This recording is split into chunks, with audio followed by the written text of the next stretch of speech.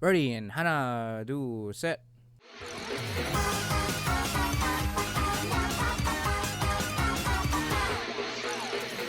Konnichiwa, what's going on, everybody? My name is Jomel, My name's Jarron Gaddis. and we are the Wannabe Boo Podcast, bringing you the latest and greatest game anime news, reviews, and waifus for life.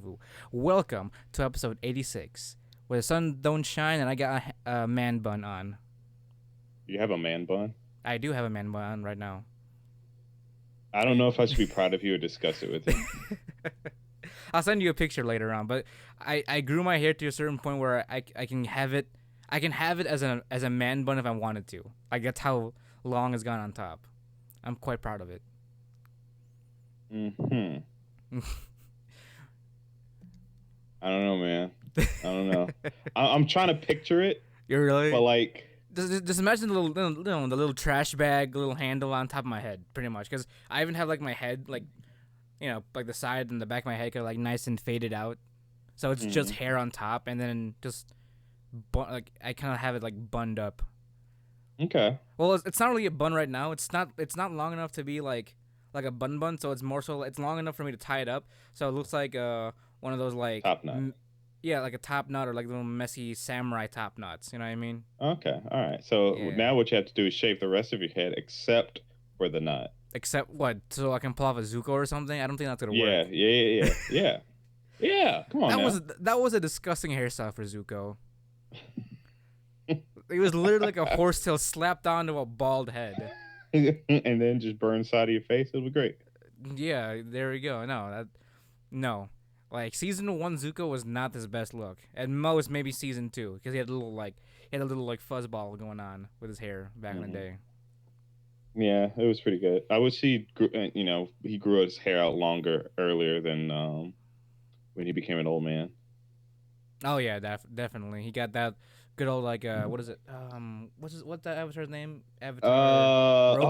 Roku? Roku. Yeah, he's got the Avatar Roku like long hair. So I mean, I guess everyone in that time, all the elders like grew their hair long and shit. Right. Oh, you know what? They all rock man buns too. Maybe I should get like a little like Fire Nation like top like knot hair piece or something. Right. But remember, you got to be Indian too. Well, are we following the Shyamalan route? Because Shalom alaikum. Yeah, exactly. I mean, I don't mind. Well, I don't think none of them really pulled off the man bun look. I'm looking this up right now. Fire Nation, man bun. Honestly, I have no. I honestly don't remember. Oh yeah, they all pulled off a man bun look or like a little top knot, like a top, See, like a samurai top knot. There you go. You'll be Indian samurai. Indian samurai. Oh, I am brown already, so. See, you're already halfway there. Yeah, or I can always just pull off like a Fire Nation Sokka, Oh yeah, I forgot. Wait, you know what? Oh. I kind of honestly find it strange. So. What? I mean, I don't know exactly about like how, What? how much people care about race in Avatar. Like, Right. not like people watch it. Not like people watching it, but like people. Sorry, I saw a picture that immediately caught my boner. I'm browsing through Facebook. Sorry. Okay. What was I saying? I don't know how much people race. care about race in Avatar, like the world of Avatar. Right. But like, if we look at everyone that's from the Fire Nation, they're typically, I think they were supposed to represent China, or was it Japan? I think mostly China, just by their aesthetic, like Right. like the Chinese dragon and all that stuff, and just that aesthetic. Right. I guess. So essentially everyone in the Fire Nation are pasty, like light skin, white, whatever. Yeah. Right. Right.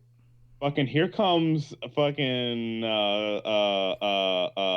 Sokka and Katara. brown AF, and no one bats an eye. True. Actually, yeah, you're I right. was like, oh yeah, that makes sense. Well, maybe they spend Like, a lot of come time on maybe they spend a lot of time in the sun. Literally they're the every Fire single Nation. waterbender is brown. Literally every single one that we saw. Right. Well, hold on, is there? Yeah, There was, you're I right. don't think there was a single like light skinned white firebender. Right. I'm trying to think about it right now, and I don't think so either. Yeah. Yeah. Oh no, there was that one dude. There was a one dude who was brown in the Fire Nation. It was Sokka's swordsman teacher. That was it. He was not brown. He wasn't a firebender. True, but he lived in the Fire Nation. Okay, you can live wherever you want. He was a Fire Nation bladesmith. That's what he was. No.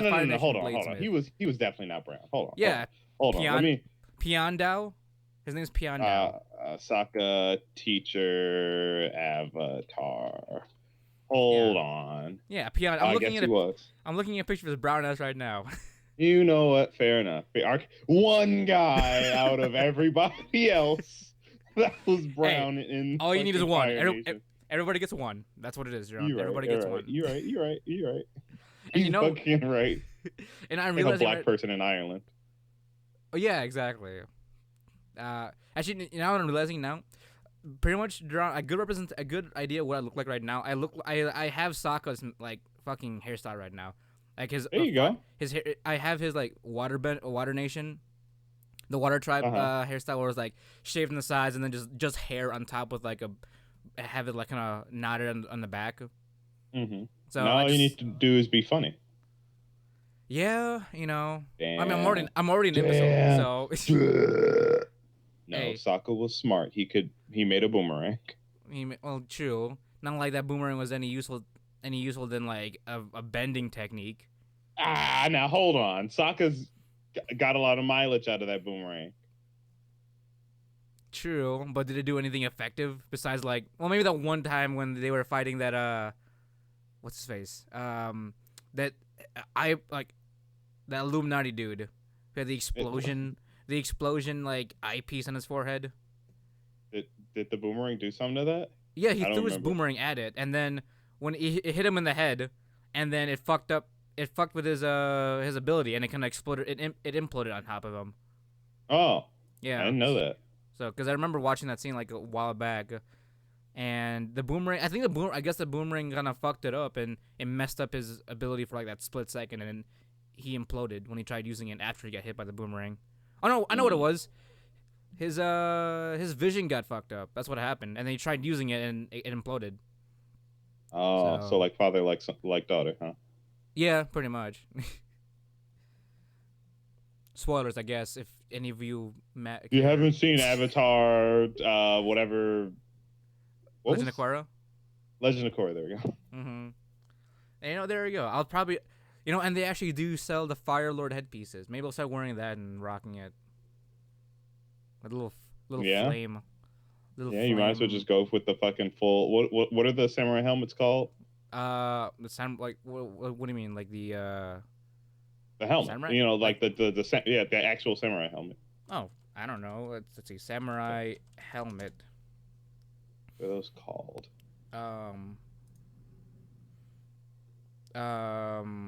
Samurai helmets. Yoshis. Toshis. Moroshis.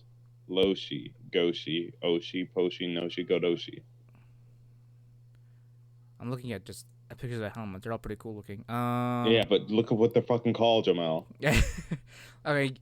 When in doubt, go to Wikipedia. Kabutos. Kabutos. Oh, yeah. Right. I don't think that applies to what I'm trying to go for though. That's a full Darth Vader like helmet there, Yeah, but like you were saying, you're gonna wear the helmet, the Chinese, and then we said China or Japan. No, I'm talking about the little top knot decoration. Here, I'll just send you a picture right now. Like oh wait, I can't do it from here. I got to do this and finesse it on my desktop. I have these random ass images I send you just on my desktop. I gotta get rid of them. Why? Because I gotta save on my desktop first, and then I can send it to you via. Right. Steam. Yeah, I sent it to you just now. So. Oh yeah, get your the little fire symbol in your hair. Yeah, that's what I mean. Like little top knot thingy. I don't even know what those are called. Fire. Chinese. Oh shit. How do I? F11. Okay, there you go. Chinese man bun headpiece. Chinese man bun hairpiece. Anyway, What were we talking about? How do we get on this? Oh yeah, your fucking bun. Good job, Jamal. Yeah. You've adopted something. I Yeah. don't know if I should be proud of you for it or not. I mean, if it makes But you good feel job better, nonetheless. if it makes you feel better, I'm gonna go with the Chinese top knot look. If anything, you know, Mm-hmm. be that extra, but also be cultural. Even though I'm not Chinese, but Was wasn't your get boy my Cho the guy that cuts your hair? Didn't he rock a man bun? Chung. Cheong, yeah. No, he doesn't. He's got a Kratos beard. That's about it. But he Oh, doesn't have a man bun, I don't know why I imagine him with the fucking like a bun for some reason. yeah. Anyway, today's topic. We're gonna be talking about it's that time of the year, time of Yep, the season. It's the end of it. exactly.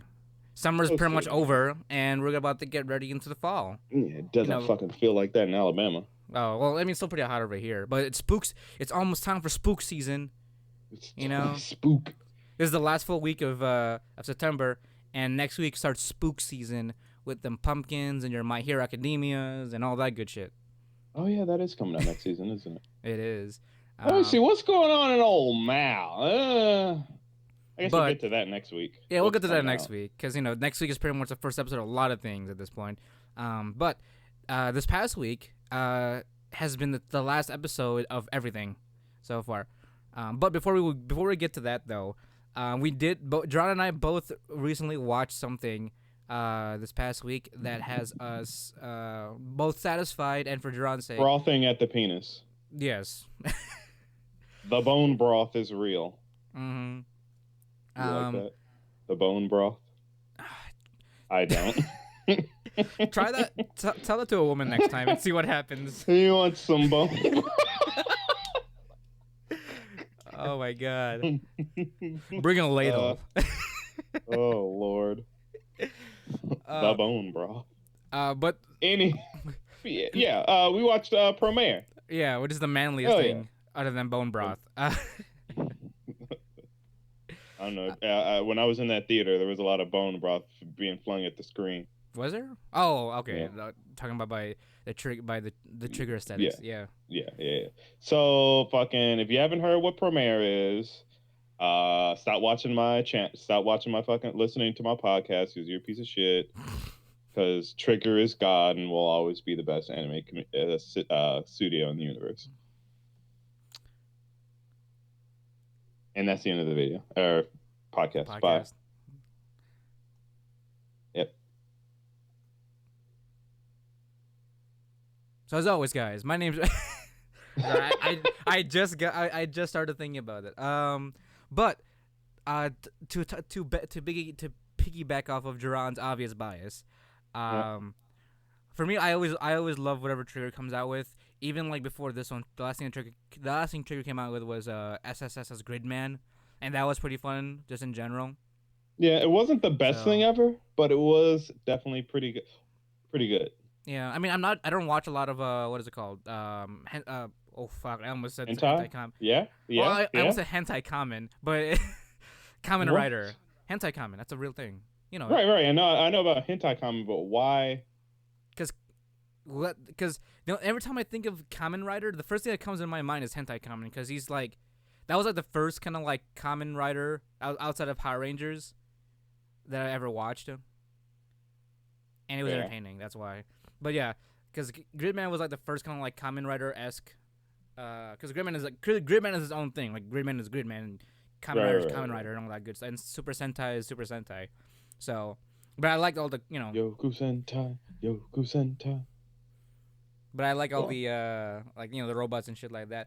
And we got more than plenty of our fucking giant robot fill in fucking Promare. So. All right, so it wasn't even fucking warranted. It just kind of happened. So if you've watched the Trigger anime and it wasn't one of their like more experimental ones like Kiznaiver or Gridman. Yeah, I wouldn't call that experimental. Gridman. I wouldn't call that experimental. What, Gridman? Yeah. I wouldn't call that too experimental. That's a fair point. Because I guess it does kind of fall into the same category as well. Yeah, if anything, maybe Darling in the Franxx, because that's completely original. Like for me, That is true. experimental for Trigger is mostly like the original stuff. They kind of pull out of their ass, to see what they Well, can I mean that. do. Like Oh, like I was Kill la more so Kill. going on like their stuff that doesn't follow their set ideas. Oh, like they're like the basic Trigger ideals. Yeah, Oh, okay. where it's like, here's an idea, shit starts to get crazy. By the way, there's aliens, and things get bigger, and then they defeat the aliens. Yeah, Like, so all pretty right, much every Gurren Lagann clone, pretty much. So. yeah. So Gurren Lagann was the first, obviously. Mm-hmm. Uh, then it was after that followed the same route. I believe it was Kill la Kill. Right, because we're going with their original stuff that they came out with, right? Then there was Darling in the Franxx. Oh yeah. And actually, now that I kind of think about it, no, not really. Kids Not Never mind. Yeah. Darling in the Franxx, and I guess Gridman kind of did that. Yeah. Even it did that in full. And then now we have Promare. Mm-hmm. Essentially, all three of them are the exact same. What did I say? Five different shows. Four different shows are Four, I essentially think. the same thing, just with a different thing, Mm-hmm. which is fine. Trigger does it great. It does it very Mm-hmm. well.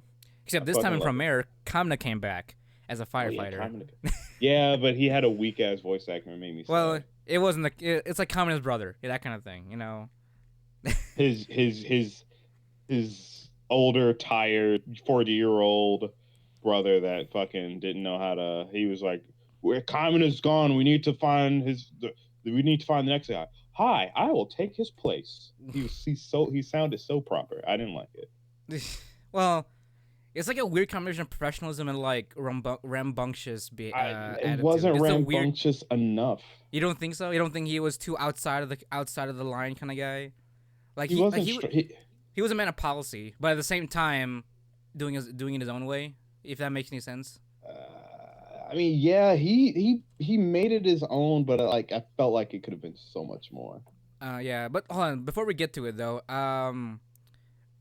well, before we get to that, we gotta do our plug. I didn't know how to transition that. Oh yeah, I couldn't if you fucking do. wanna fucking what did we mention earlier? If you want a man bun, Jomel can tell you about it. If you follow us on Facebook or Twitter, just search WANNABEABOO, and you can also listen to us talk about man buns on YouTube. YouTube, iHeartRadio, Google Play, Apple Podcasts, the Citra app, Listen Notes, any other place that's picked up our podcast or RSS feed. What were we talking about? Man buns? Oh yeah, Trigger. Yeah, So yeah, Promare. Yeah, I was gonna say just let's go with the synopsis. 'Cause I don't think even if you don't know what Promare is, we should probably tell them the synopsis of it. I mean, what's the synopsis? Hey, it's a future. All right, so imagine Fire Force, right? It's a future. There's people that made a fire, but instead of succumbing to it, they became terrorists, and now the people that fight the fires have to fight the people that make fire. I was listening Right? to that and I have no. Fine, I'll just go to fucking mouth. I'm already on it here. I'll read it to you. All right, you give them the professional synopsis. 30 years have passed since the appearance of the Burnish, a race of flame-wielding mutant beings. Oh, you know what? This is pretty cool. We were just talking about the Fire Nation. We're talking about firebenders. Yeah. They are essentially firebenders, but with a twist. Yes, a race of flame-wielding mutant beings who destroyed half the world with fire. When a new group of aggressive mutants calling themselves Mad Burnish appears, the epic battle between Gallo-Thymos, a new member of the anti-Burnish rescue team Burning Rescue, and Leo Fotia, the leader of the Mad Burnish, begins. I like how they kind of just have this basic synopsis and not going as too far how deep the fucking 2-hour movie goes to.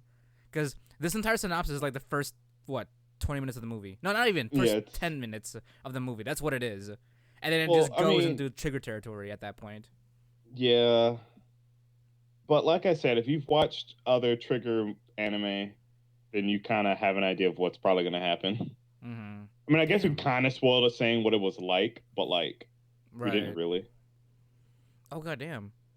Turns What? out. So I'm reading more about this. Turns out this film has been in development since 2013. Damn. Long Well, ass I mean, time. to be fair, if you looking at just the quality of the animation, like if you took out everything else, like the quality of the animation is stupid. Like it's oh my god. So we talked about how good Land of the Illustrious was, right? For their CG animations. Right. But fucking this movie did some things with blending 2D and 3D that I have not yet seen done so well until And now. and Until Promare. Trigger is crazy enough to be the ones to fucking do that, and even I've try to never attempt been to it. I've never been so turned on by triangles and squares in my life. Honestly, and I mean it makes sense just because apparently this is the creative team from Gurren Lagann and Kill la Kill, so Yeah. you know they're gonna start like just tearing shit up visually. I mean that's an understatement. Like it it was almost breathtaking. Like it was almost too much to take in. Like Mm-hmm. that's one of the things. Like normally I pride myself on being able to read subtitles and watch what's going on screen, but there is literally so much visual stimulation Mm-hmm. being thrown at you at once. It's rough. And by the way, both of us did watch this in dub. Oh no, sub in Yeah, theaters. So yeah, we got the full experience, you know, in like a theater full of weebs. yeah. And to jump on top of that, not only were the visuals like just starkingly amazing, but the music behind it also made it like complete, just in general. Oh yeah, Because fucking Sawano is God. because the moment because I didn't realize I didn't know that they brought in Sawano for the music until I watched the movie, and then I heard the song and like, wait a minute, this has a very similar chord progression as a of a composer that I have a heart on for, and Yeah, fucking Sawano. and Oh then the man, drop happened. the There it yeah exactly was. the fucking Sawano drop. I remember the moment after I came out of the theater, I was about to like listen to the fucking OST, and then Jarron's bitch ass calls me in the middle of it. He wants to discuss about the movie and all that. Look. I had a lot of feelings that needed to be. I went there by myself. I couldn't. There was no. I Yeah, mean, well, I that's could have true. talked about it with other weebs, but I mean, it. I was also by myself as well, so I can't blame you either for like I wanting to had the like talk about privilege it. though. I had the Oh, privilege of sitting next to this Japanese guy though. Pretty oh sure I stole a really? seat on accident, but Oh, sat how next to this so? Japanese guy. Uh huh. Well, it's because it was assigned. Well, you purchased the seat that you were going to sit in, Right. So it's assigned seats. right? But when I got there, someone was sitting in my seat, and I was Oh, like, "Fuck it!" I'll just sit in the middle like I wanted to. right. And then people started filling in, and people looked confused. But you know how timid weebs are; they probably won't try to move a black guy. That's true. You So know.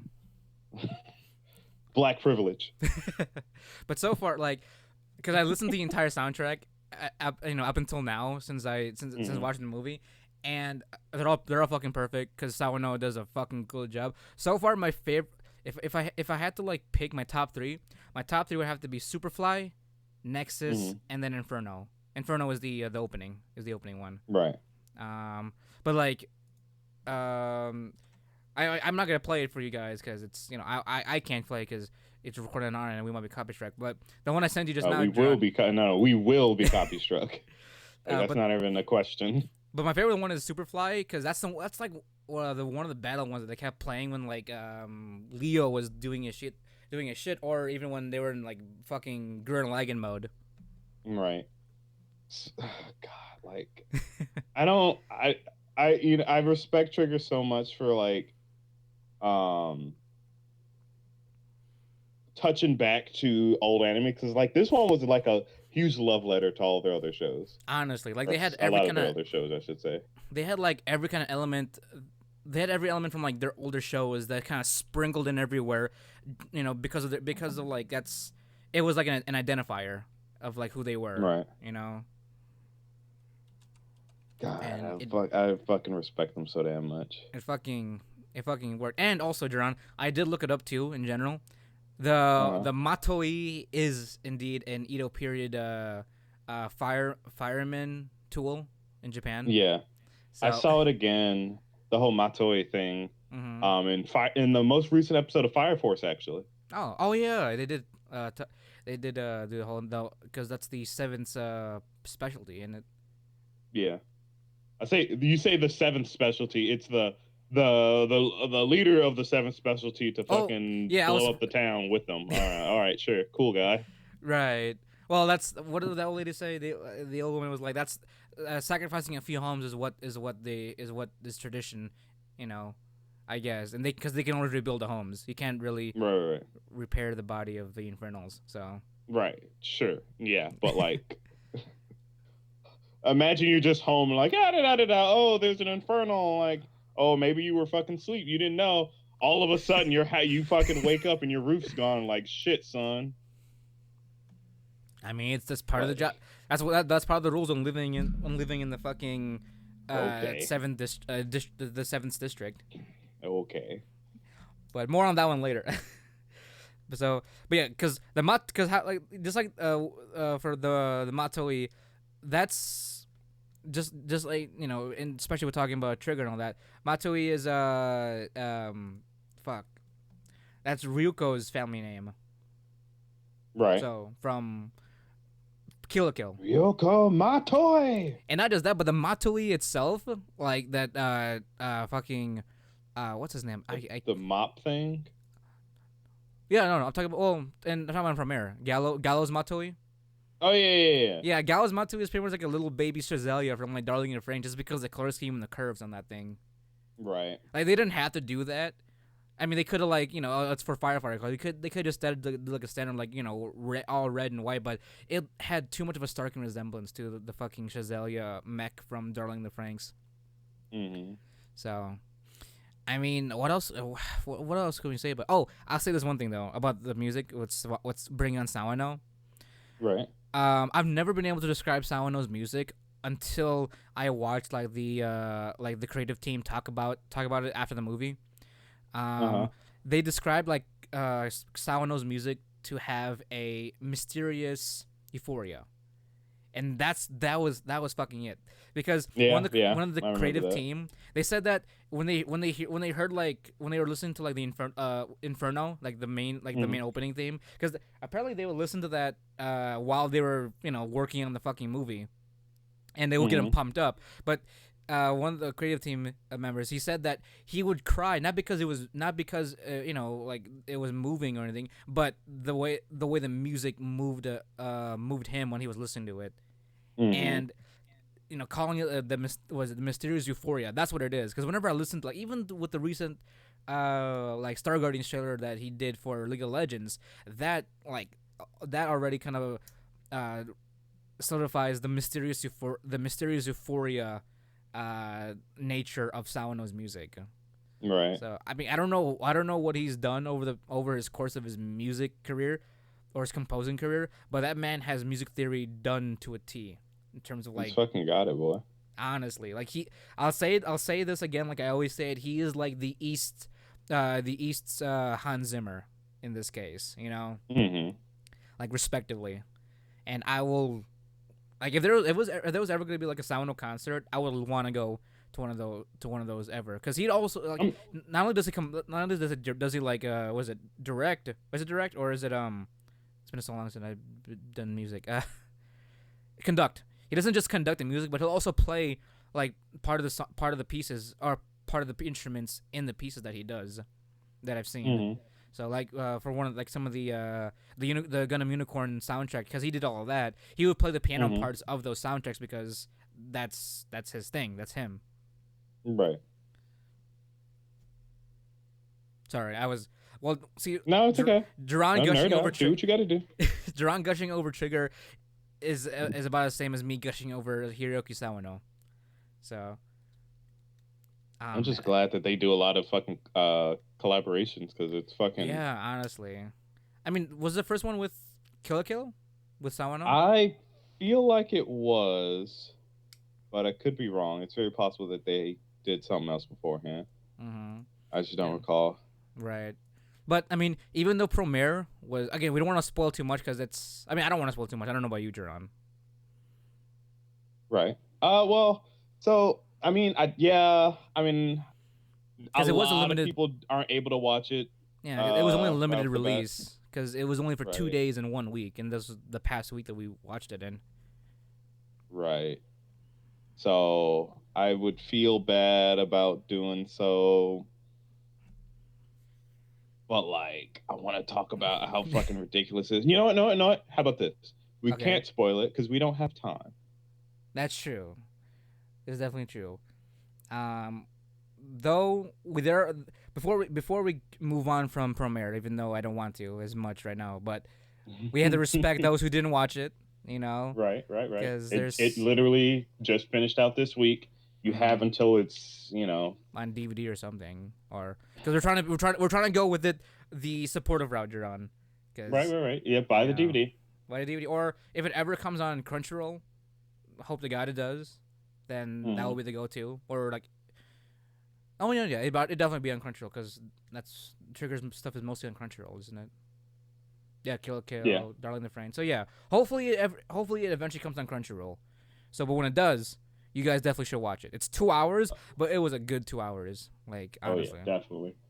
Like I said, it definitely it raises the bar for CG animation again. Like Mm-hmm. Legend of Illustrious fucking longboat that shit into a mountain and then fucking Trigger sent it into fucking space. Yeah, Trigger was like, hold my beer," and then they just fucking shot the sun.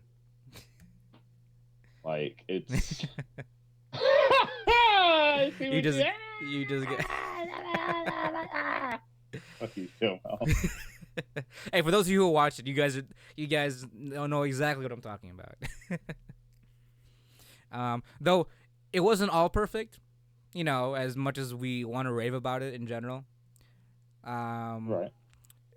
and to your credit, Jerron, um, the only new voice actor I actually found was the voice actor for Leo. Actually, he hasn't done any other role besides Leo, Mr. Taichi Saotome. So he's never done any other voice acting role from, according to Mal at least, other than Leo Fotia. And for our homeboy Gallo, this is his first main role, voicing. So he and all I the other see. roles, he's done was supporting roles. So and he's done three Like different how anime. supporting. Well, I mean, I only recognize two of these. He was he was jealous in both Death Note and Death Note Rewrite. Jealous. Oh, he's one of the monsters. Yeah, and he also played someone called Makoto Hokazono from Detroit Metal City. I've never seen this I show. don't think I've seen that. Yeah, oh, it's an OVA. Oh, it's a bit of an oldie in 2008. It's a death metal anime. Oh, it is. Oh, that one. Yeah, it's a death I've metal. seen that. I've seen clips of that. Oh, really? Okay. Well, Yeah. he played the supporting role, one of the supporting roles for that. He played a character called Makoto Hokazono, and Promare Okay. is his first like main role of voice acting. So Uh, 'cause I remember when we were discussing this on the phone the day of, you were talking about like how he sounded like he was almost kind of inexperienced in a sense. yeah. So Which I is guess sad because again, I needed it to get me there. The music and what I saw got me there, but his voice mm, just kept pulling me out. Well, him and Leo. yeah, I mean, I can sort of like give Leo a pass because this is his first role and this is a main role too. So Oh, I mean, wait. what? You were initially talking about Leo, right? No, I was actually talking about Gallo. Okay. Just make. But I can forgive Leo's voice actor because this is his first main role, or this is his first role in general, voicing anything, and it's a main role. So I mean, not to say that, yeah, not to say that I don't have any criticisms. Like the only kind of criticism I can have for Leo is that whenever he got like angry, it didn't sound like he was really angry, or even trying to raise his voice. If you can, because if you try to raise his voice a little bit more, I would have been fine with that because he didn't really project the anger because he definitely fits the kind of like the Kudere kind of character, but when it comes to time to break it, with emotion, it doesn't really pull out all the stops. You know what I mean? Mm-hmm. To really give off that trigger power. That the Promare in your heart. It wasn't fully there. Mm-hmm.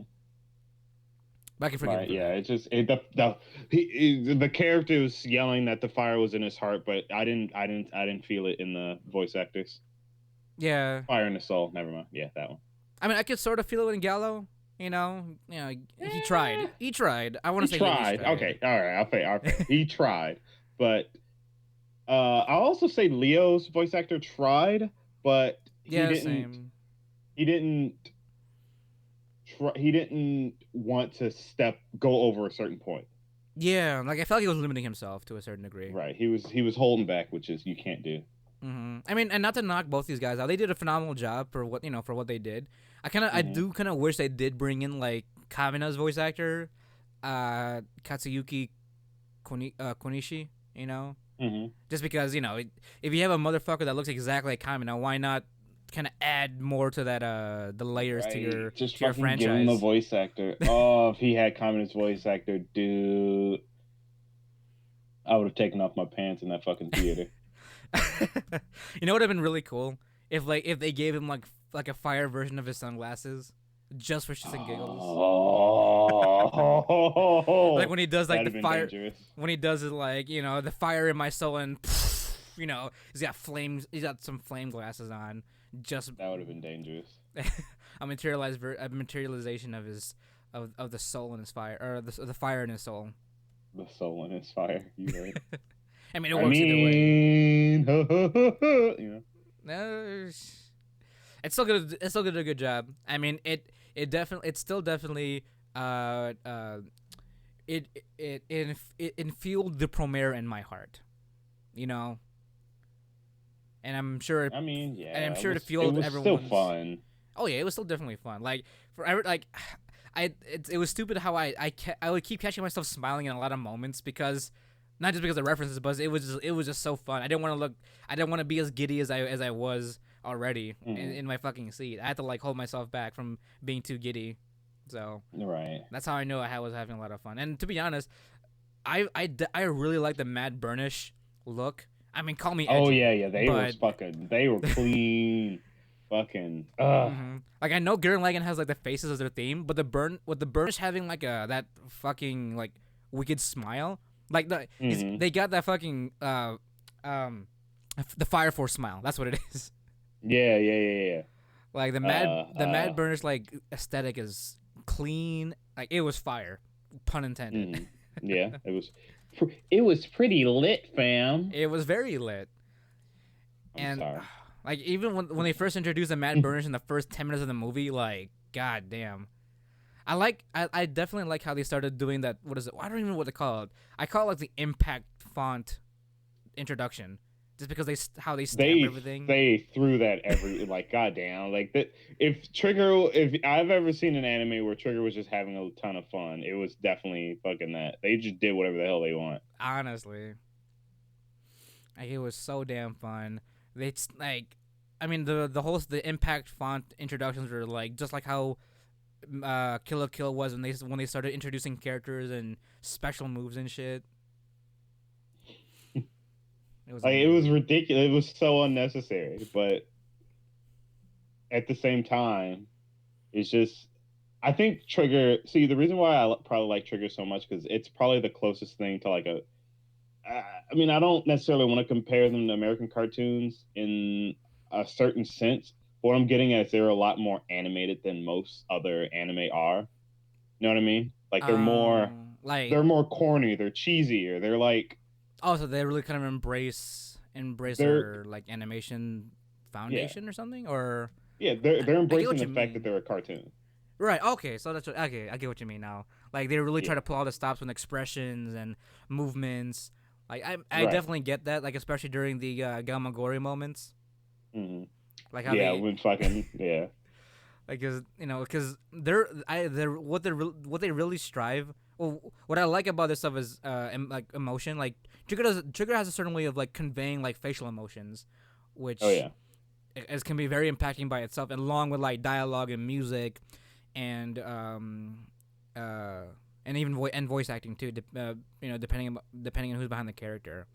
Mm-hmm. So, and like and not even that, but also just their character designs, like their character, them designing each and every one of their characters. Like Gallo had that. Gallo didn't just have that fucking common theme, but he had that like blocking the haters with my hair like aesthetic like constantly. Mm-hmm. Right. So like it makes me want to cosplay like one of the Mad Burnish now, just because like how pleasing they look. It's amazing. That's gonna be a lot of fucking. I mean, I low key started thinking about it, like, and maybe not because I mean I think the easiest one to probably do would probably be Leo, because it doesn't require a whole lot. It's just a black Oh, you mean their actual outfit? Yeah, like they're I'm talking about their Mad Burnish armor. That is what I'm talking about. Oh, I guess. Yeah, Jarron, what are you sending me?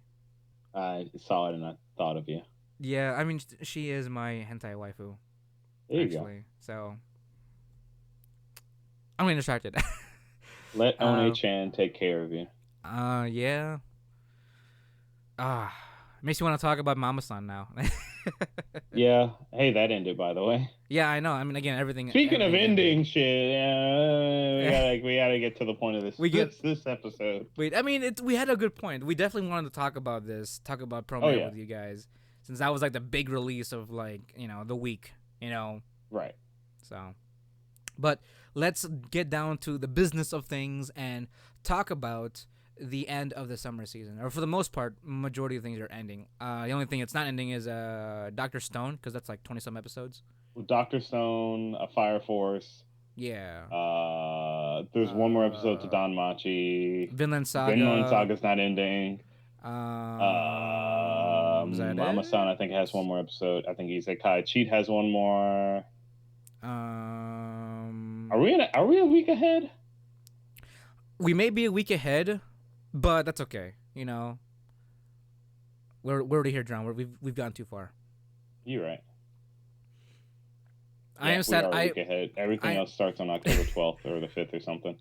That's true. So I guess we can kind of do we can still do a season end of season, kind of like recap in a sense. Anyway. Yeah. Because it'll leave next week for our preview for fall 2019, right? Right. And one of the big things that is ending too is Demon Slayer. So this is also like the time to talk about that as well. Quote unquote ending. I mean, it's ending for this. Ending. It's ending for this season, and I am caught up with it, so we can actually talk about it. Well, that's true. It's like they're on 25 right now, and they have 26 episodes listed. Damn. But yeah. Okay, let's get into it. Let's just jump into it. Let's just jump right into it, guys, and let's talk about our anime here. Do we want to talk about the ones that's actually ending? Like, not the 20 some episodes first. Well, it's kind of hard to pick and choose which one that is, because I don't remember exactly what's ending and what isn't. I just kind of want to go through it. That's true. Ending soon, whatever. So yeah, first up is The Stone, The Doctor Stone. It's good. You should watch it. No, yeah, like I'm familiar with the memes. I've been seeing a lot of Dr. Stone memes of like, what is it? People who watch Dr. Stones versus NASA scientists and shit like that. Right. Yeah. Like the Minecraft ones. Yeah, that when they first came out. I mean, I don't know how legit these what's his name? Senku's explanations are. Oh no, they are 100%. Like, you could recreate the things he's doing. Okay, because I mean, it'd be fun if if there was some truth to it. I just didn't think you could literally recreate everything he's doing in real life and attempt to create your own science in your backyard using the techniques. Oh yeah, 100%. You think? Oh, is it? Okay. Yeah. Well, I mean, a lot of it's going to be extremely difficult. Like, that's not like when he says he needs people with stupid, ridiculous amounts of stamina to do certain things. Yeah, you do. Like when they made that iron smelter or whatever. Yeah. They probably needed more than just like 5 people. But that's possible if you were to like reconstruct it in clay and all that shit. And Yes, it'd be possible. okay, because there is one thing I have started noticing this season, Jarron, Mm-hmm. is there's been a lot of teaching anime. If you catch my drift. There's only 3. No, yeah, exactly. You don't ever see like a lot of like no like anime that kind of educates viewers and shit. Yeah, that's fair. Like, cause this is an example. Dr. Stone is an example of like just providing exemplatory knowledge about how to science, and then you have like how much does your dumbbell weigh, teaching you how to exercise properly. Right, and then there's Are You Lost, teaching you how to survive on a deserted island. Yeah, exactly. It's like, are they trying to warn us about something? You know.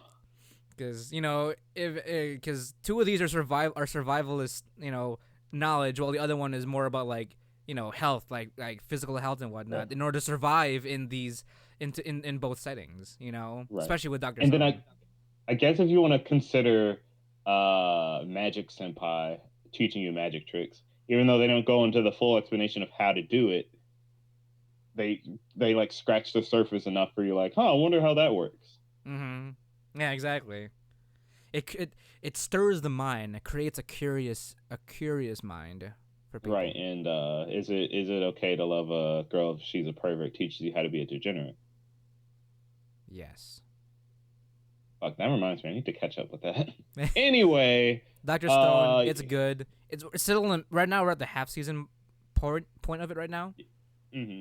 So it's gonna be one of 24. It's gonna be one of the 24 episode ones. Mm-hmm. Because right now we're currently in the middle of the village arc. So yeah.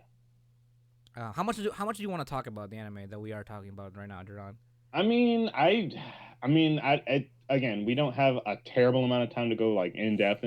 That's true. So kind of like just give our impressions then. Just give our just general impression, and my impression of Dr. Stone is, it's all the female characters are returning to form with their fucking big ass eyes, well spaced apart in their tiny mouth. And all the guys look like modern characters, and it's weird, but it's great. I mean, I've sort of gotten used to it at this point. So yeah, I mean, I think the only still normal catches you sometimes. Yeah, I think the only normal one is Suika, the watermelon girl, because that's like proportionate to her chibi stature. Right, that's probably it. So, well, and the regular girls in the village. Oh yeah, that's true. Everyone else besides the fucking what's her face and her sister. Yeah. Well, the sister's not too bad. Rui, she's not too bad. I don't know about that one. I'd almost argue she's worse. Really? They resemble a good amount of spacing for being siblings, but I think Rui is fine. I don't know. They might have a little, they might have a little hint of downs there. I'm just saying. Yeah. Well, before we move on, though, I will say this first. I love the fucking facial expressions that they give all the characters and anything. Oh, like, yeah. Just over exaggerated and just like fun. It was like, especially when Suika first like took off her helmet, her little watermelon helmet. And then, didn't she squint it and she's like, it looked like a fucking old woman. It was great. Yeah, exactly. The attention to detail in this anime, when it's trying to be funny or whatever the hell it's doing, is pretty good. And it's a good thing. It's one of those kind of comedy, like, even though it doesn't list itself as a comedy, but it's witty comedy from what I can see. Mm-hmm. Like it's well timed, and it knows when to be serious and it knows when to be like comedic or like a lighthearted in the middle of the episode. To be fair, most shonen typically have that comedy aspect in it, without saying so. That's true. Though I don't think we could say the same thing for too much of the same thing for our next one, Fire Force. Well, it's funny sometimes. True. I mean, it doesn't provide that kind of comedy you'd expect any kind of shonen, just because the director is a Shaft director. Right. So. But Fire Force, talking about shit being lit. Well, I mean, again, I guess it's not so much lit as in we mentioned it before in the last episode, I believe, where it's more like a slow burn kind of thing, where it's a very slow anime, and like it's more narrative focused, if anything. Yeah, and I'm glad it is. because because it sets itself apart from other shonen. honestly, like, and also to kind of to point out and going back a little bit, like I think people were expecting like Fire Force to be kind of like how Promare was, very like high intense and a lot of fire and shit, Right, right. but it became more of a like a crime drama of anything. Yeah. So, and like we talked about last week about Fire Force, the direction of it is definitely weird for those who are not used to it. Mm-hmm. But with the theme that Fire Force is trying to go for, which is that empathetic and character driven series, the direction is suited for something like that. Especially if you're trying to talk about like themes like what they're trying to pull off here. Right. And I mean it's honestly they get what so the whole thing with Fire Force is that it's centered around the idea that it's not just about fighting these infernals, it's about saving the souls of the people that turned into infernals and like soothing their families for their loss. Like that's the whole, or at least that's the idea of the eighth, the where the main character's fire Yeah, squad the special Fire Force, the special Fire Force, or the eighth yeah special Fire Force. That's what they yeah are. yeah So because they were made specifically for that. That's what the captain made the eighth for. right, as we saw in the most recent episode. Mm-hmm. And just fuck, I'm having a brain fart right now. But to emphasize what Jarron just said, because especially with with a shonen series like this, you can kind of like get mixed up or get too too deep, thinking that the Infernals are just kind of like raging flame monsters that have no humanity left. Mm-hmm. You can get lost in that idea, and the Fire Force is there to stop, kind of stop the fire from spreading and kind of killing these demons. But Fire Force in this case does it in a way that they're more so saving the infernal as well as the victims involved with it, because it's a I just had it in my head, but oh yeah, so they treat the infernals just as much of a victim as the next of kin of the infernals as well. Right. So it's a real like down to earth grounded idea of it's almost like kind of the grounded idea of like how firefighters deal with victims of of fire cases. Right.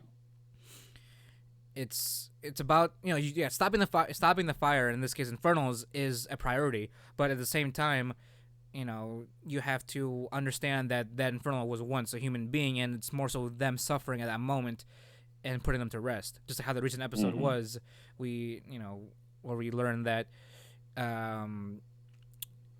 they those who become infernal kind of go into they're either like in a raging in a raging like they're state, either raging or they're like dregs of their humanity remaining, and they either try to keep themselves calm and not berserk, or like they just,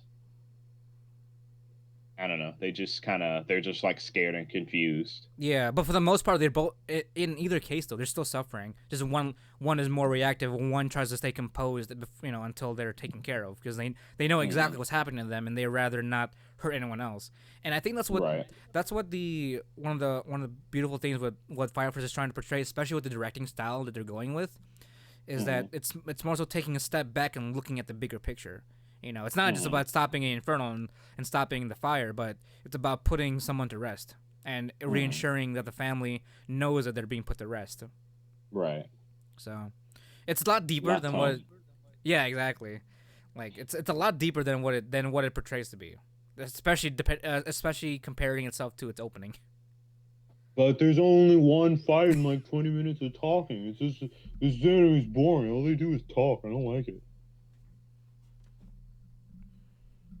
The shonen where they just talk. That's stupid.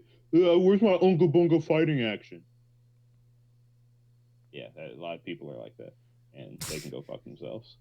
Yeah, I know. I mean, that swing in Naruto got a lot more screen time than Tenten. So You're right.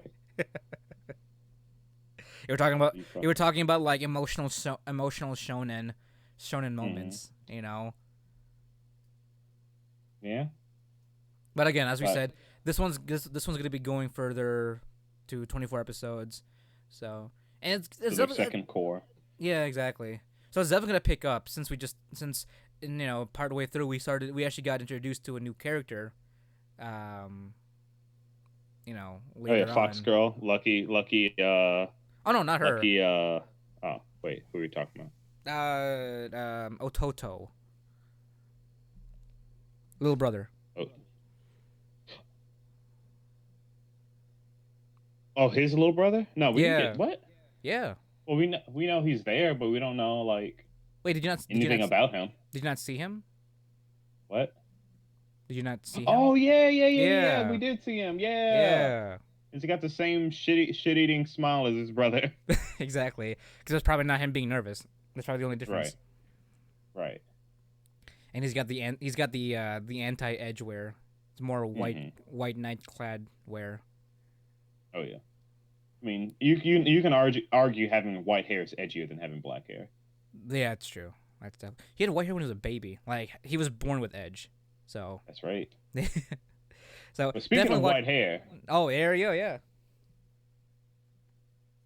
which subsequently is not as edgy as just made it out to be. However, I just want to reiterate, Fire Force will be back on October 11th. They're taking a break. Yes. Yeah, they're taking a break because of there's an event in Japan or something. I can't remember. I remember posting that on the Facebook page some time ago. The Japanese are doing something that's making my anime take so forever. That's all I know. Anyhow, fucking Don Machi season 2. Save the prostitute. I'll be honest, I am not caught up with Danmachi. That's fine. I so here's my problem with the second season of Don Machi. All right.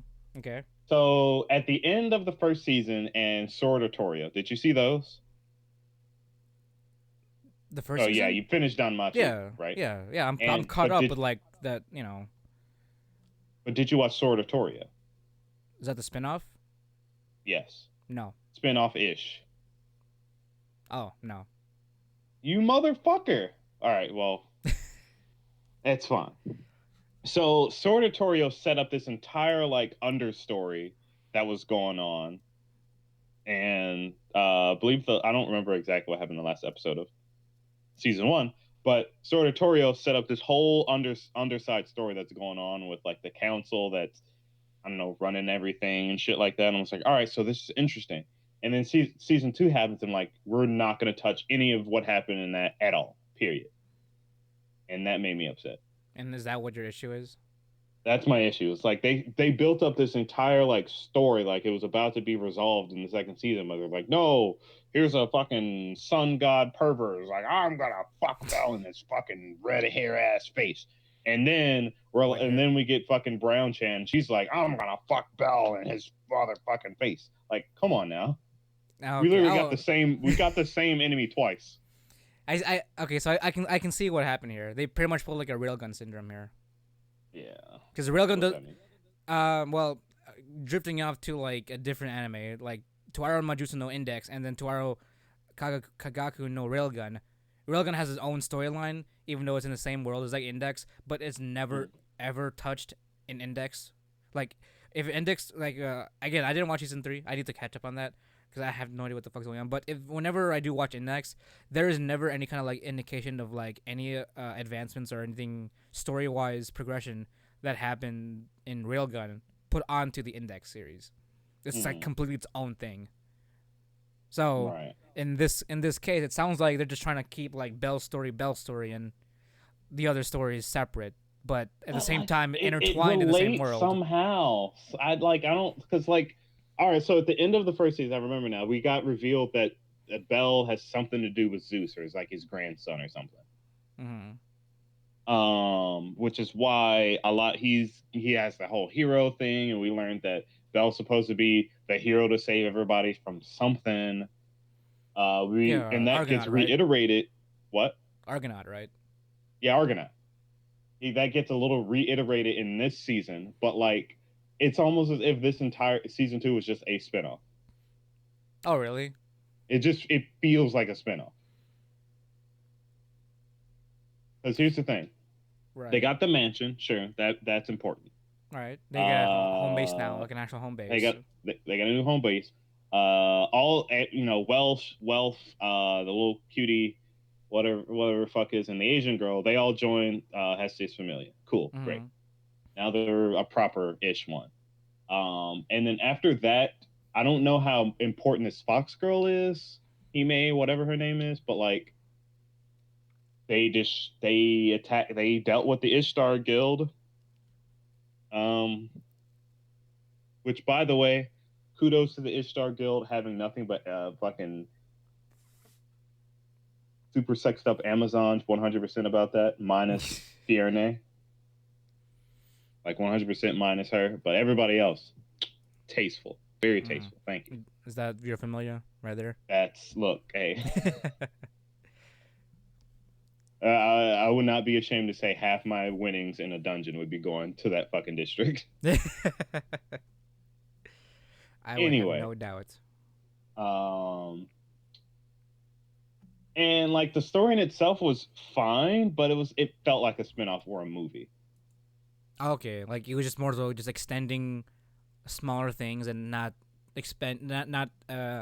advancing to like the main kind of like world story. Right, it literally felt like it had nothing to do with anything. And I don't know if there's going to be anything lingering. Like this next episode, maybe we'll get a little bit of something, you know. But like,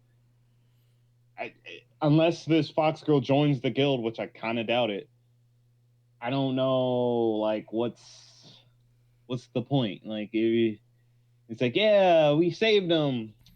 Back to dungeoneering. You know, they didn't gain anything. They didn't lose anything. I mean, Bell got to level 3. Okay, fair enough. This was him leveling up. If you want to, sure, fine. But yeah, whatever. Still, it's not justifiable.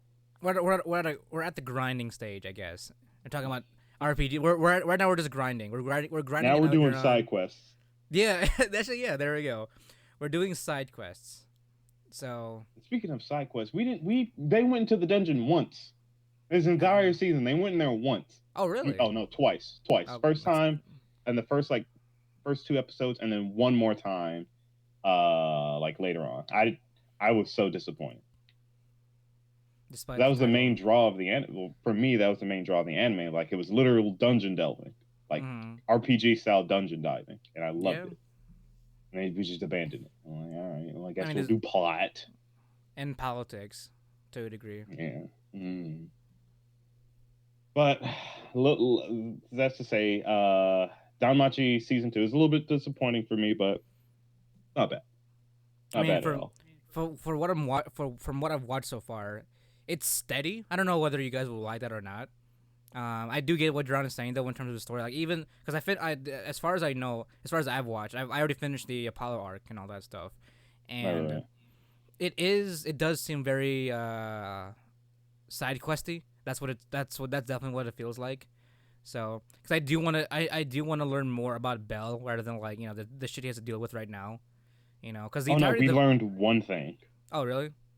I won't tell you what it is, but okay, fine. We learned one thing that's super fucking minor. It seems minor. I don't know if it'll be important later. Okay, well, but kind of like how the first season we kind of like watched Bell grow as like from level 1 to level 2. That was a lot. That was a lot to take in too. But it's not bad per se, but it's definitely not a. What am I trying to say here? It's not series ending. It's definitely gonna need more episodes, like another season or so, if it ever gets another season. So that's what I'm trying to get at. It's not a series ending. Like it definitely needs more content, anime wise. Otherwise, I can just watch read the manga because I know that's out and about. Right. Definitely catch up and all that, or the light novel because the light novels it's what it's based off of. So. So I do want to say, if this was presented as a separate story, like similar to the way Sword Tutorial was or the Don Machi movie was, I'm like, yeah, this is great. This is fine. It's a good story. I like it. Mm-hmm. But since it's a part of the main series, it's just kind of like, all right, like I'm fine with, I guess, some growth as a person. Like I said, in terms of like what filler is, or we get to see different sides of the our characters is great, but like nothing out of. I mean, I guess we got his stance on prostitutes. I suppose, but I mean, I don't know. I mean, I guess there's some character growth, but Yeah, I mean, it's definitely warranting another season. That's what it definitely oh feels yeah. like. So if that's what they're building up towards, like they're kind of building, side questing to a third season, then that's fine by me. If they're, if Right. that's gonna be the expectation here. Mm-hmm. So, but as we know, there's nothing. If anything, we'd probably find out this coming week. You know, Mm-hmm. if there's gonna be another season eventually. Because I mean, again, yeah, between maybe, this one and yeah. the first season, it was a 4 year gap. So maybe they might do a quick. If they end up doing a third season, maybe they'll do it quickly, much more quickly than the first time around.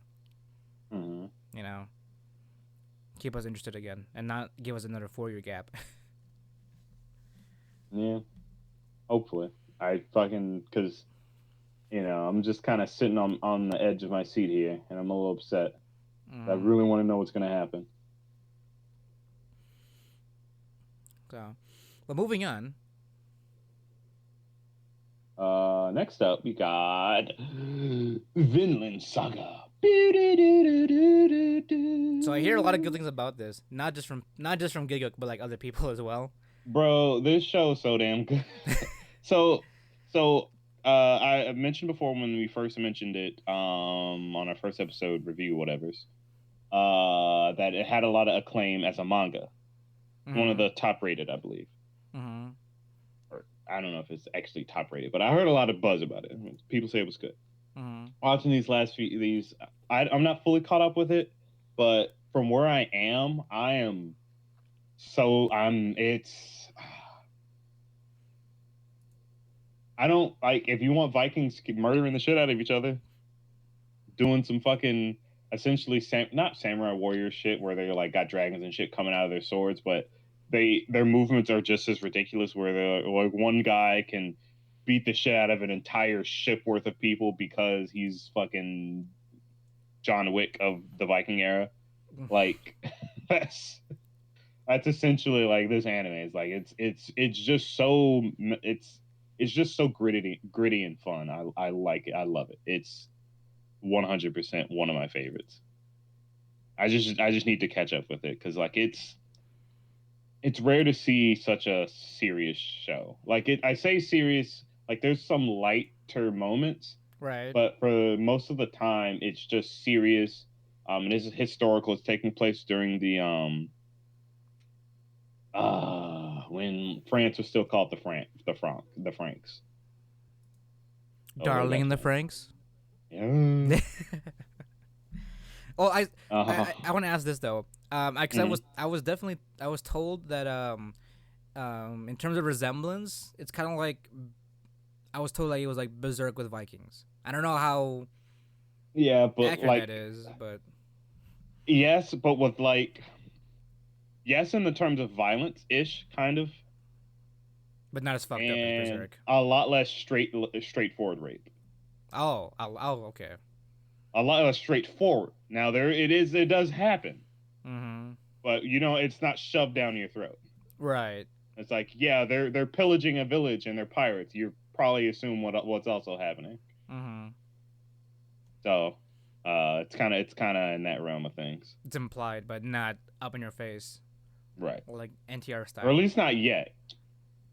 That's true. There's 24 episodes in total, so Yeah. So who knows there's what's gonna happen? there's a lot of Vinland Saga to go around with. And So I thank definitely want to Christ, because start. again, this show's good. Yeah, I definitely want to start this because this is one. I mean, this is one of the few like other new series that I started watching this like the past couple of days. So, but Mm, I'll get to that one because I started watching another one here that I'll get to when we get to that. So, yeah. but um coming up right You like now. Vikings? Here you go. Yeah, Next definitely. up. Feel like. Next one is Arufreta. Um, I'll be honest. I don't hate it as much as everyone else is hating it. I kind of hate it now. Oh, do you? In what I kind sense? of hate it now. In what sense? So, all right. So I was fine. They were in the dungeon. They were doing stuff. Fighting their fucking Polygon-esque Clado monsters. I'm like, all right, yeah, sure, fine. Right. And then Bunny Girl showed up. Okay. I don't have a problem with Bunny Girl herself. Mm-hmm. I mean, I kind of do. She kind of interrupts the mood of the show. Right. Kind of. She's almost too goofy. Which it kind of irks me a little bit. Like, I say irk, but it bothers me a little bit, but I can deal with it. But the main thing I had a problem with was like, as I continue watching, I can just I can really see the budget being spread thin here. Like, it's rough to watch sometimes. Oh, is it for you? Yeah, especially since they rushed the shit out of what was it? Shortly after they got out of the dungeon, they just rushed the shit out of what was happening. Wait, out of the Ryzen the Ryzen dungeon? From getting out of the Ryzen dungeon to getting to the new dungeon. That was all one episode, I think. Well, there wasn't. No, that was two. No, never mind. That was two.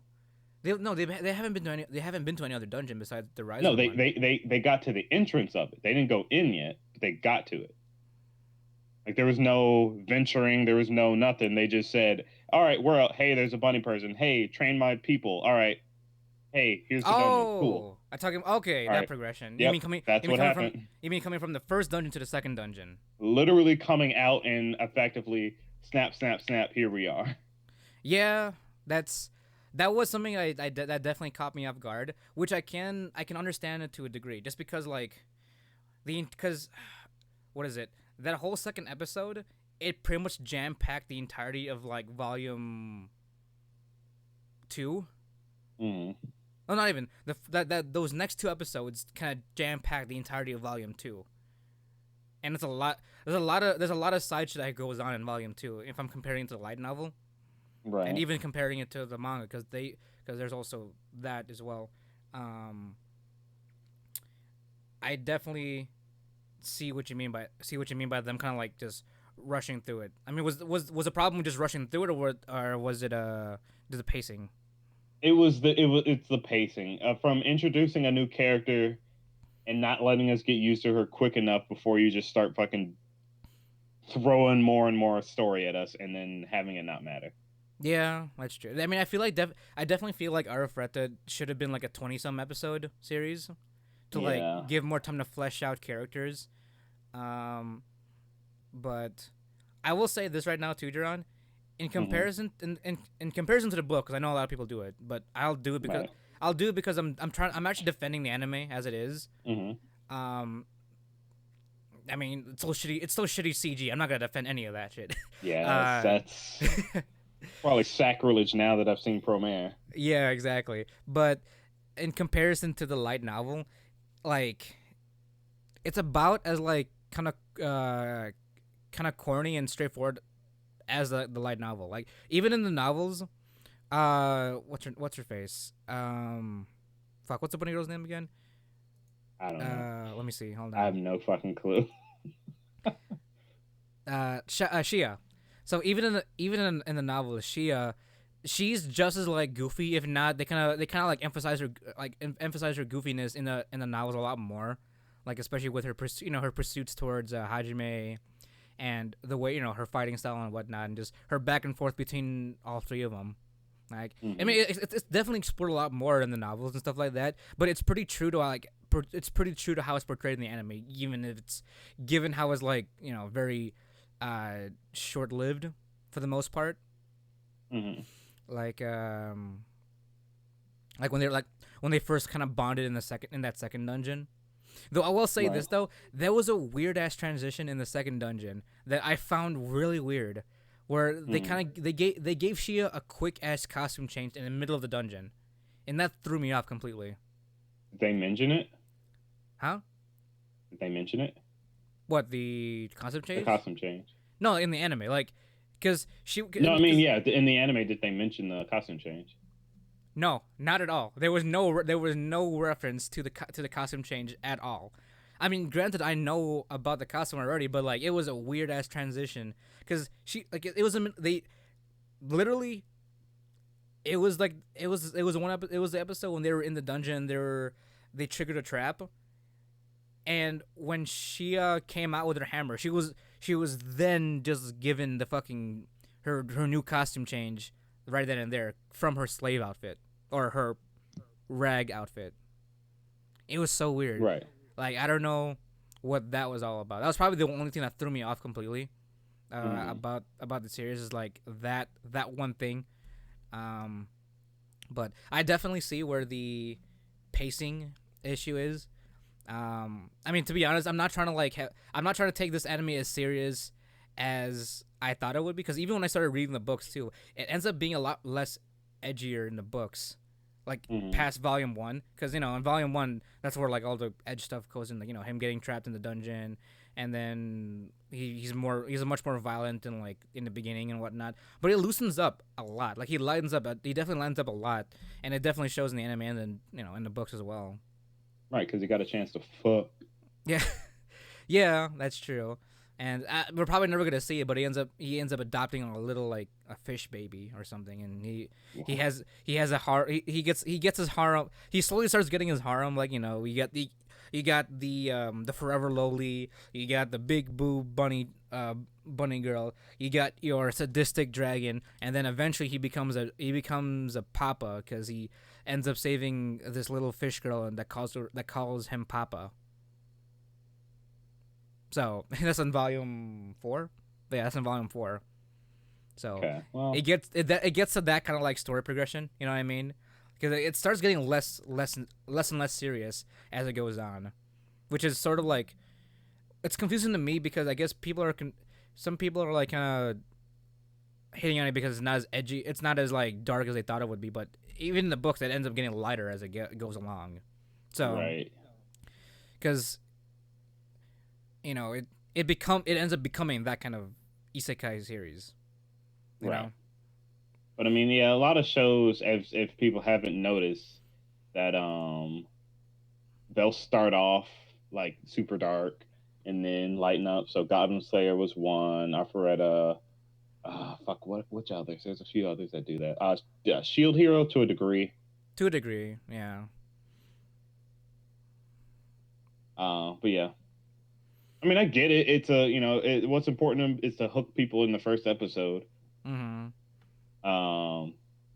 So I get why they do it, but yeah, because I mean, at a certain point, Arifureta starts becoming that one isekai series that, from edge to edgeless, maybe, that kind of thing. Because Hajime he becomes edgy, but then he becomes a new character. He starts his own new character arc, from his edgelord state to a new one. It's that kind of progression, kind of regaining back his humanity and whatnot. So, right. I mean, me personally, I don't have a problem with Arifureta, besides the shitty CG and that one weird ass costume change. I did enjoy the small reunion arc so far. We're definitely gonna get the main. I feel like we're not gonna get the main reunion arc. I wish we could have gotten like the main reunion arc like with everybody else, but we just got the one with the teacher and whatnot. Mm-hmm. So, but I don't have a problem with it. Watching. I stopped around when right after they did the whole fucking zoom and boom. Oh really? Oh, so you're that far back. Yeah. Okay, yeah. You do eventually get to the reunion arc, which is like with some returning characters and whatnot. For me, it's entertaining. It's an entertaining concept and an entertaining show. Again, I don't take it as seriously just because ever since I started reading the novels too, like I know where it's going and it doesn't get as edgy from like the first volume, which is a good or bad thing depending on how you take it. Like even in comparison, it's definitely gotten a lot lighthearted. Man, I don't find it to be a bad thing. It's a nice change of pace. I would like some more edge though, but that's just me. Right. There's one more thing I want to say before we move on here. Fuck. I don't think it was important, but The thing was, even if she's 500 something years old and a vampire, she's still a child. You're still a pedophile. That's what you forgot. Okay, yeah. Oh, if it if it ever if it ever gets like a Blu-ray redone, maybe I'll revisit it to see how they do with it. Because you know how some studios will, like, when the Blu-ray comes out, they'll redo and fix a lot of the Oh, if TV they stuff. do, I'll fucking watch it. Because Yeah. if it doesn't look like garbage, I'm like, oh yeah, fuck yeah, dude. It's proper CG, But yeah, I haven't watched Dumbbell. I want to, just because You haven't watched it? You're the No, fucking... I haven't watched it. I'm honestly. You're the one that was like, oh yeah, it's not about the sexual shit. It's about learning about how to lift a weight. Hey, I'm all for it because I'm a gym junkie, but I low-key kind of wanted to binge watch it. That's why. Because I kind of want to, like, I honestly do want to learn from it, despite it being very fan service based. But it's because did you know, Jomel, there's no fan service at all. Hey. It's just lifting weights. Hey, did you know Learn that how to get fit. Did you know that Jack's Play was actually sponsored by the people that made it because of how much he fan raved really? about it? Yeah. That's awesome. Like he interviewed one of the representatives of the fucking, I think either the manga or the series, somebody, and because of how many videos he's made on the manga by itself, like they contacted him because, like, oh, he's a raging fan and he's also a muscle gym head, so why not let's give him some time to talk about it. And I think they sponsored him to a degree, so it's fucking great. And I do, because again, I'm not just saying this, Jarron, but in some regards, I am using some of the workout techniques that they talk about in the manga in my actual gym routines. So there is some legitimacy to this. And I don't know if you were able to unwrap your hand around your dick long enough to learn something. Gotcha. Yes, exactly. Hey, eyes on the prize, Jarron. You're right. Are you watching it though? I have nope. Okay. Because your reaction, I thought you were watching it. That's why. I mean, I there's a lot of memes. Oh yeah, that's true. But let's go back to our favorite topic, which are MILFs. As always, we don't need lollies in our life. We need big mamas. Big mamas, and a very. This is Big Mama's house. Oh, that's the new title of this anime, Big Mama's house. Big Mama's house. Yeah, you fucking you're fucking right. Is it just me? Was it just me, or did you get really was I the only one uncomfortable when they were pushing the NTR aura in the one episode? In the most recent one? Yes. Yeah, it felt weird. Like, so all right, so you go around the anime block, you learn to expect a lot. Like, it just certain things don't. What? The artist is a hentai artist, so yeah, he is. Yeah, he is. He sure fucking is. Here's a couple things. She fucking is. Yeah. Sorry, my bad. I assumed all people that draw degenerate stuff are men. You watch a lot of anime. There's a lot of incest and weird shit in anime, right? A lot of incest. A lot of stuff. So when they push it in anime, you get used to it, and then you get so used to it that it starts bothering you again. Yeah, it's starting to bother me again because they're pushing it a lot in this show. Well, and then not as much as I thought it'd be. Oh yeah. No, not as hard. No. But it's definitely speaking to all the mommy fetishes out there. Oh yeah, definitely. But then that one episode happened. That was. I kind of expected the runaround. I knew it wasn't gonna happen because the way the rest of the anime has been going. Yeah, and even the way how Mama is, Yeah. But it was still uncomfortable, like I don't know. I found it really uncomfortable. Like everyone knew what they were asking for, and like you just shouldn't. But it was really like Yeah. kind of uncomfortable to like imagine it happening. You know? And let's talk about how we just let that slide. Like we was like, oh yeah, yeah. So so here's the funny thing. Like this guy shows up like, haha, I'm the assassin that was trying to kill you guys in this video game. Ha ha ha ha. You know. And it's like, all right, we're gonna take over your guild. Otherwise, you got to do what we say. Otherwise, we'll blow up the virtual town. That doesn't matter. You got to do everything we say. We're gonna do everything we say. All right, make us food. Oh man, this food's so good. It reminds me of the way my mom cooks. I'm like, all right, yeah. So this is gonna be one of those. Right. Then you get to the bed. All right, now fucking give me some in bed service. I'm like, whoa. Yeah, exactly. And like 0 to 100, dude. Like we know that Mama wasn't really thinking that, but the way that they really kind of like pushed that, that runaround, like that was like it came out of nowhere, which is like that's why I feel like it was so uncomfortable. It's like, wait, hold on, I thought this was lighthearted. Are you gonna? I didn't put myself in the right mindset for this. Yeah, I know. Like, don't do that to my voice. Don't do that to my wife who's voice actress. Please don't. Like, oh my gosh. And then right after, like, oh yeah, she just tucked him in, like, lulled him to sleep. I'm like, all right, yeah, it's cute. Well, like, are we just gonna fucking ignore that just happened? Like, I was like, oh yeah, that guy's great. I love him. I'm surprised you're here in this dungeon. Yeah, I love that guy. Too bad they're not here to help me clear it. I'm like, dude, he literally implied, hey, I want to fuck your mom. Like, come on now. He tried to blackmail you. Not blackmail you. What was it? He tried to NTR you at that point. He tried to NTR you. Like, come on now. You don't just we just don't ignore that. Come on. Like, he's actually pretty cool. He wasn't that. Pochi's always been a good son of mine. Like, bullshit. He just asked this woman. He just tried to commit a sin. A cardinal sin. Exactly. We don't NTR here, boy. Thou shall not NTR. The cardinal anime sin. Honestly, yeah, that was just weird. And what's sort of like fucked up about it is that people is gonna be drawn in. That one thing's gonna become a doujinshi, like everything else. But that specifically, that was specifically set up to be made for. Oh, it was that this fucking girl knows what she's doing. Fucking yeah, like. I see. Here's the thing. I think it's all a conspiracy. I don't think it's actual women writing this. I think they just hire, like a figurehead. We're talking to draw more viewers. The writer. Oh, the writer of Mama-san. Yeah, I don't know. I think it's a guy. He just pays his.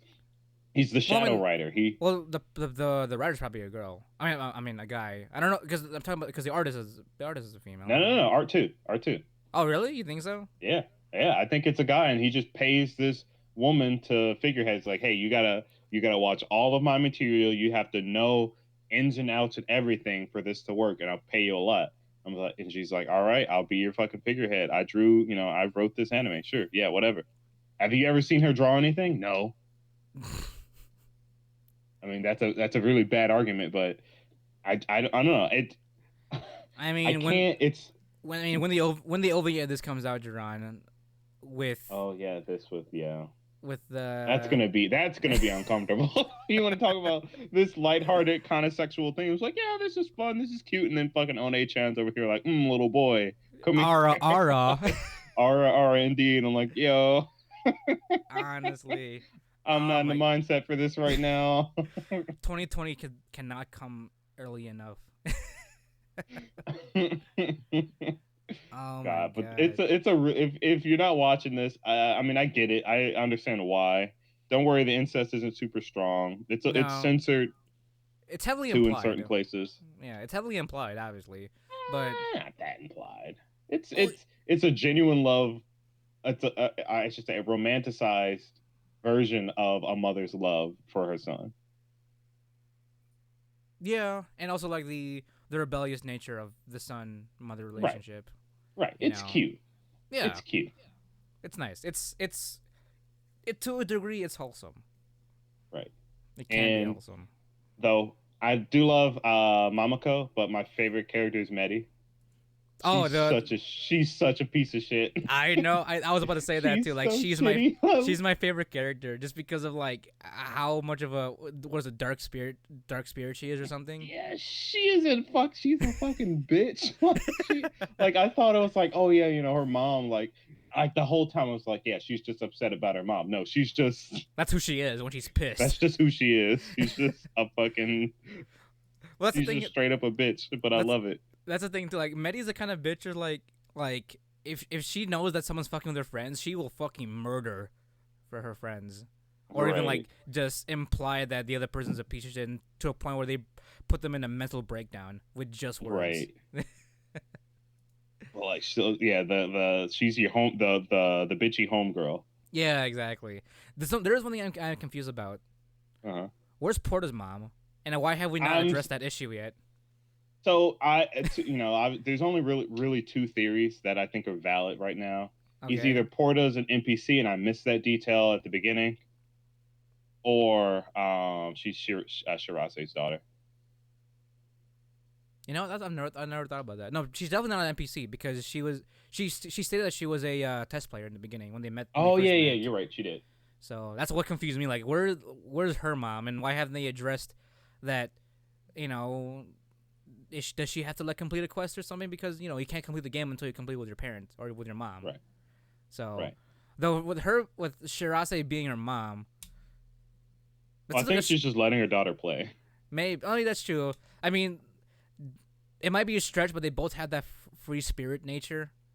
Right. Free spirited. And nature, if you've noticed, their eyes are drawn a little bit differently from everybody else's. Are they? Let's see. Hold on. I'm looking at it right now. Porta and Shirase share a similar eye style.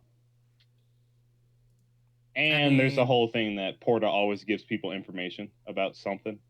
Oh yeah, like when Shirase's not there. That's true. Porta is Shiraseing the moment. Yeah. That's why true. I'm pretty sure. You know what?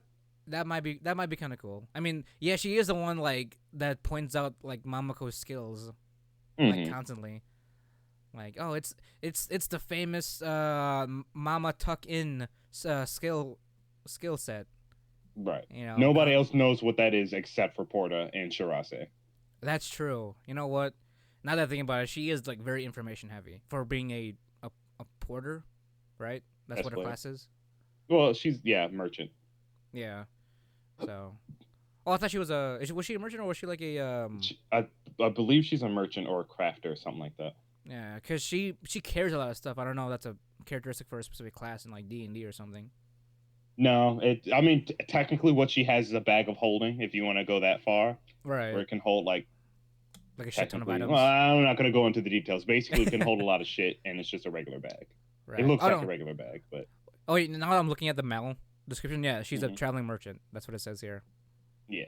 So, all right. Well, I mean, if they end up revealing it, that'd be kind of fun. No, like I mean, and the other thing is, I don't know, it's a little subtle to notice. Porta never directly talks to Shirase. Oh, really? Have you noticed? I've never noticed that. Like anytime Shirase's talking to them, Wise will say something, Medi will say something, Mamako, Masato will say something, but Porta never says anything directly to Shirase. Really? Okay. Unless maybe that's a writing like misstep or something. Misstep, but I don't think. I think they're trying to hide the fact that Porta's her daughter. Yeah, maybe maybe the reason maybe her thing is like how the main objective is to finish the game with with a mother and child. Like this is one way of completing that main quest for Porta. Right. And plus, Shirase earlier on did mention that she does have a loving family of her husband and daughter. Oh, okay. So that'd be nice if they reveal that. Yeah, I'm pretty sure they will. Because otherwise, her character just doesn't make sense. Porta? Yeah. Yeah. Like, there's because she's the only one we never get a backstory to, like, in general. Like, not even where her mom is. Yeah, exactly. She's a little cutie patootie that carries everything. Like, she has her bag constantly with her, even in the bath. And can I point out, like, it's funny how like they kind of just got used to being in the bath together during their bath time meetings. Yeah. I find that cute. Like it's very like together some or wholesome in that regard. Mm-hmm. But if you're into like quirky isekai, like very quirky in this regard. Of course, yeah, so quirky that it's quirky like a fucking wall painted white and left there. So is it not as quirky as you think it is? No, it's not. Oh wait, are we talking about? No, I'm talking What about are we talking about? Mama-san. I'm trying to. Oh yeah, no, yeah, that's I'm quirky trying as to hell. Yeah. transition. I thought you were talking about the next one. Oh no. Oh, I got you. Yeah. So from one quirky isekai to one that's like fucking dried paint, watching paint dry. I'm kind of curious why you're watching. It's a little bit more interesting than watching paint dry. It's throwing paint onto a wall and watching it drip down the wall. How about that? It's interesting, but it's not like wow. It's more like ooh, okay. Yeah. Oh, okay, cool. And then you move on, because it stops dripping and the paint dries. Mm-hmm. Is that what the isekai cheat magician is? Yeah, it's a very like it's a cliche isekai. People go in the world, they're OP, solve our problems. I'm surprised you're still watching it because I never really touched it in general, but I'm surprised I'm still watching it too. Really? Like I don't know why. What keeps you in? Is it just because because of all the? I just quirkiness? like isekai. Like it's fun. I like isekais. Oh wait, it's just before I keep going, there was. I remember when we first talked about like how like SEO was probably like the first isekai kind of series to like jump out in the modern era of like anime. Yeah. I completely forgot about one anime that I actually watched, which was my first isekai before SAO. What? Zero no Sakayama. Is it dot? Oh yeah, that was an isekai, wasn't it? Yeah. That was literally an isekai series, but it was in the perspective of like Zero as the main character opposed to our homeboy. Well, I mean, they shared it. Yeah, they shared it. Yeah. It shifted back and forth, but in the beginning, she's the one that pulled him into the world. Right. I completely forgot about that series. I just had to like mention that right now because that was probably like the one other isekai that I watched before the SAO made the isekai boom. I mean, I'm sure there were others, but like you make a point that one's probably the most notable beforehand. Mm-hmm. And I guess Dot Hack, but like, because I mean, Dot Hack was if you watch Dot Hack, huh? That's like early 2000, isn't it? Yeah, it's like 2003, 2004. Yeah. But if you're someone that watched Dot Hack, I'm sorry, that show is slow. Like, that's. I mean, we're talking like what was the other isekai that came out after SEO? I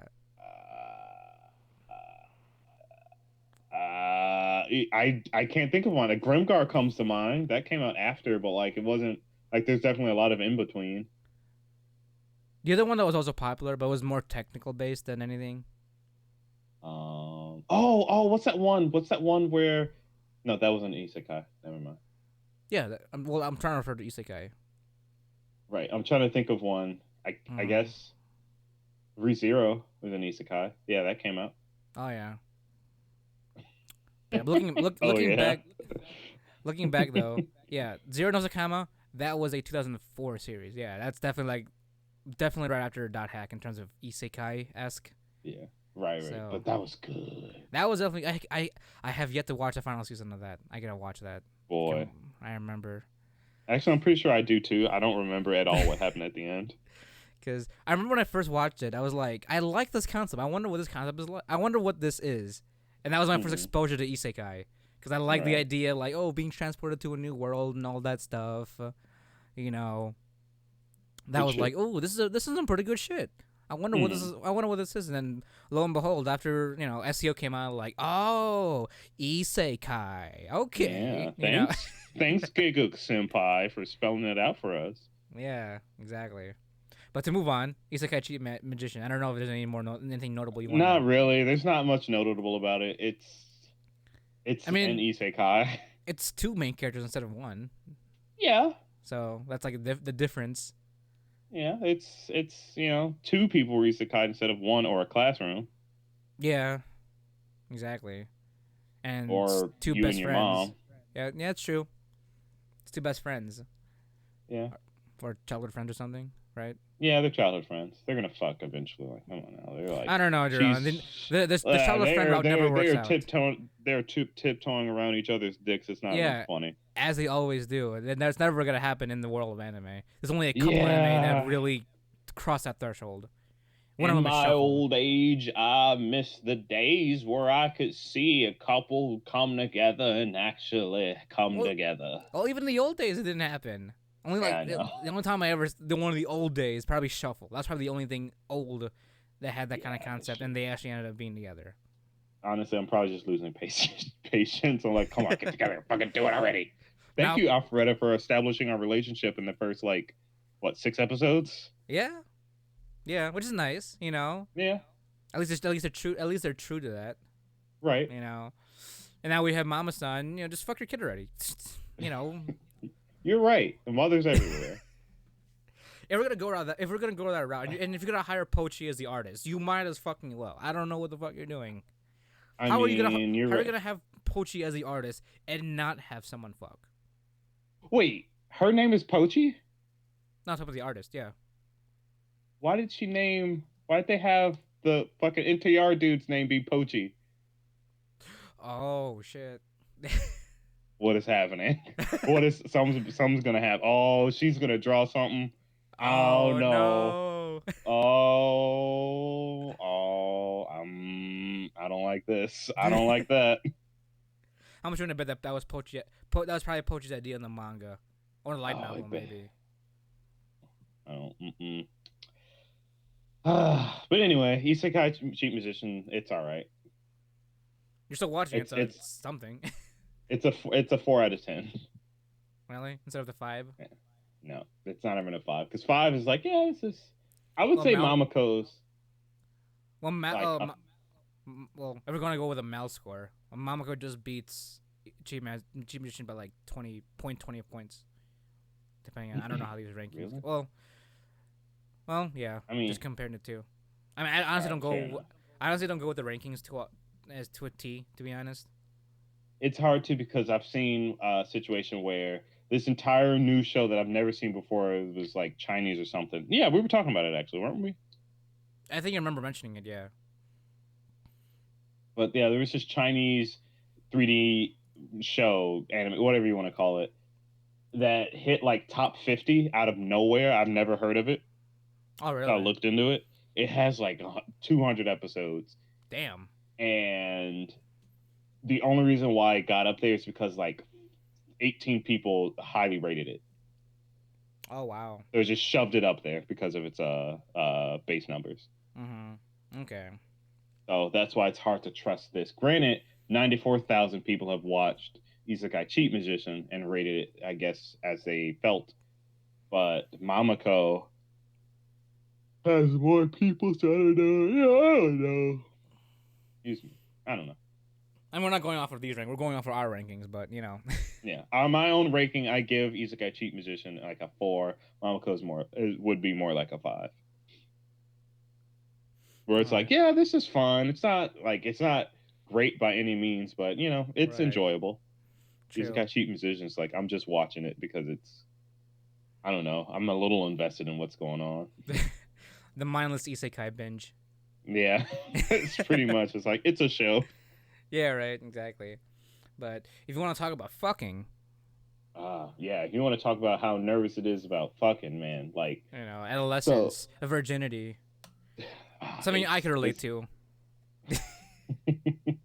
Yeah, you'll resonate 100% with this show, Jamal. I mean, the first episode was nice. I need to Yeah, continue it, but that was fucking. Well, it was that, prime. it was prime, but it was so. I felt so bad. I know, but that's the thing about the show. So we're talking about in English because I don't feel like doing the Japanese version. Girls in the Savage Season, or what is it? Is it Maidens of the Savage Season? Yeah. Mm-hmm. It's I explained it before. It's basically a bunch of girls in high school Are they high school or are they middle school? High school. No, high Going school, yeah. through puberty, Yeah. essentially. Or like emotional puberty or whatever you want to call it, where they start becoming interested in sex. Yeah, or at least just, sex education in that regard, like how everything works. Well, they get how it works. They're just, not, you know, like I'm pretty sure they learned how it works, but not like how it works. You know what I mean? They got Right. the theory behind it, not the No, wouldn't I do the get you. practice. I get You get you. what I mean. Yeah, Everyone, yeah, y'all know what I mean. we're having a bird and bees talk to the fucking in a fucking Yeah, podcast. pretty much. They're trying to you're right. And it while it is still actually I can't even say it's lighthearted anymore. This show took some fucking turns. Like Oh, did it? wow, Like emotional there's some turns? some turns. Like there was some legit uncomfortable situations. I was Like would it ooh, I don't like. was it too real Mm, that it became uncomfortable? yeah, not real. Like no, it's legit. It's like there's a pedophile in this show, and like Oh he's like shit. a prominent character. I'm like, oh my god, Oh god. like it's fucking weird. Like not even like oh like haha funny like maid son pedophile. It's like yeah it's funny, Right. whatever. They're not like threatening like this guy is a Like like he's not like a molester, but he's eyeing some he's like he's eyeing some he's a little step girls. away. Oh god. Like he's the closet fucking pedophile. I'm like, this is Don't you uncomfortable. mean lolicon, Jarron? Ooh, like no, this guy is what America sees people that watch anime as. Oh, that the stereotype. The stereotype where they're just fucking creepy and like, Mm. oh, they like kids. They're She's a fucking 1,000 years monsters. old. Yeah, exactly. But this guy's fucking legit creepy. Like Oh, I don't like it. like it makes you uncomfortable watching him on screen. Yes, and especially one of the scenes that happens where it's like, oh, I almost had to stop watching that episode. I was like, this is I'm not cool with this. Mm. I finished it and now it's with me forever. Oh god. But everything else, I mean, that's like a small part of one character's like Like arc. situation, arc, yeah, character development. Mm-hmm. I guess if you want to call it that. I mean, it was, but yeah, this show hit some surprising like nails. Like it handles. It started like in the last few episodes, we started getting like what it's like for puberty for a girl that's gay. Like we Mm. got a one of our girls like she's pretty normal in the sense that she she's like this guy for childhood friends and stuff, and now that she's budding her sexual understandings of life. And He's like, I curiosities. really want, I don't want him to get, I don't want I don't want him to have sex with anybody else. I kind of want him to do it with me. But then I mean, am I crazy? Because I don't, because that's weird. Sex is a weird thing. I don't want to do it. And then there's their president where it's like, sex is bad and it should only be, men or pig penis people, and we should only view sex in literature because that's where it's refined and beautiful and blah blah blah and whatever. And then one of them's like, I'm a writer and I want to write like good sex scenes, but I'm a high schooler that has no experience. I don't know how. And I'm gonna do some shit with my teacher that I don't also feel too comfortable about. Was okay. Okay. Wait, Yep, is it the one girl, the little girl, the little one? yep. Oh, Our oh, girl with the voice actor, yeah. she Oh, had some. That's she brilliant performance, brilliant performance. But ooh, it gets a little spicy. It gets real spicy. mm. And Yikes. then we have our other fucking our blondie beautiful girl is like, yeah, I'm Marcutere. calm, cool. Our cootery. I'm calm, cool, and collected. By the way, I have a pedophile in my pocket. I'm like, yeah, okay, cool, all right. Mm. And she's also Mr. Steelio, man. Is that part of her bucket list that she's talking about? Ah, there's a lot going on in this show, Oh man, I gotta watch it now. and honestly, it's a really driving story. I love it so much, but it gets you sometimes. It's like, Mm. ooh, Didn't see that coming, right? I didn't see that coming. Like, No. With the one episode that I did watch, like it's just our homeboy getting caught. Like, Yeah, I mean that's the least of your worries now. yeah, I know. Not for after hearing all this, like, god damn, I gotta be prepared for more, some hard shit. Right. Though, she's a minor character, but one of the other teachers, she's a female teacher that their advisors interested in. I want to say she's well thick, but she's probably the thickest character you're going to see on screen in any anime, not hentai. Oh, really? They purposely tried to draw her a little bit more heavy set Mm. because that's part of the reason why he likes her. Oh, okay. He's a man with culture then. He is a man of culture, and I appreciate that. Minus his whole thing with this girl. Oh. Well, I mean, I don't. I'll let you get into that. You judge him for how you want. I have how I feel about him, and saying how I feel about him would spoil what happens. Okay. So, if that more in depth synopsis of this show doesn't turn you on to this show, I regret saying turn you on. Mm-hmm.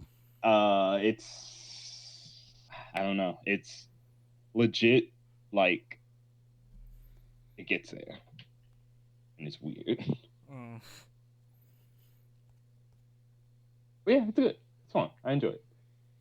Definitely gonna watch it now. But speaking of the magic of coming into puberty, fuck, we're gonna have to come up with one for each one, aren't we? Well, I mean, it's getting closer. It's getting close to the end to the end here. Like maybe there's only like for me, there's only two more. Let's say one, two, no three. There's only three more left. I have to talk about. I unfortunately have a few more. Oh God. Okay. Yeah, I got quite a few more. Well, these episodes always end up being a little bit longer than usual, so it's okay. Yeah, that's true. That's true. So next up, we got Magic Senpai. I mean, I'm not I watching don't. it. I kind of want to because of the memes, to be honest. But It's fun. It's fun. It's is like it? again, it's one of those where every episode's like 12, 15 minutes. Um, no real plot. Everything's told in like I guess kind of four coma style, Oh, where okay. each episode has like three different parts, Mm-hmm. three, four different parts or skits, whatever's going on, little Right. mini stories. It's Right. literally just this kind of non-plus guy joining this busty ass, aloof, goofy girl that loves magic, and their adventures together as they gain new club members that are more into like street performances, like doing balloons and stuff like that, face paint, Oh. whatever. Um, but she like the girl and guy that join. The guy joins and he's fucking fat, but it's great. Like they point out that he's fat, but he's not like pathetic fat. He's just fat. Like he's just a big dude in the group. He's just a big dude.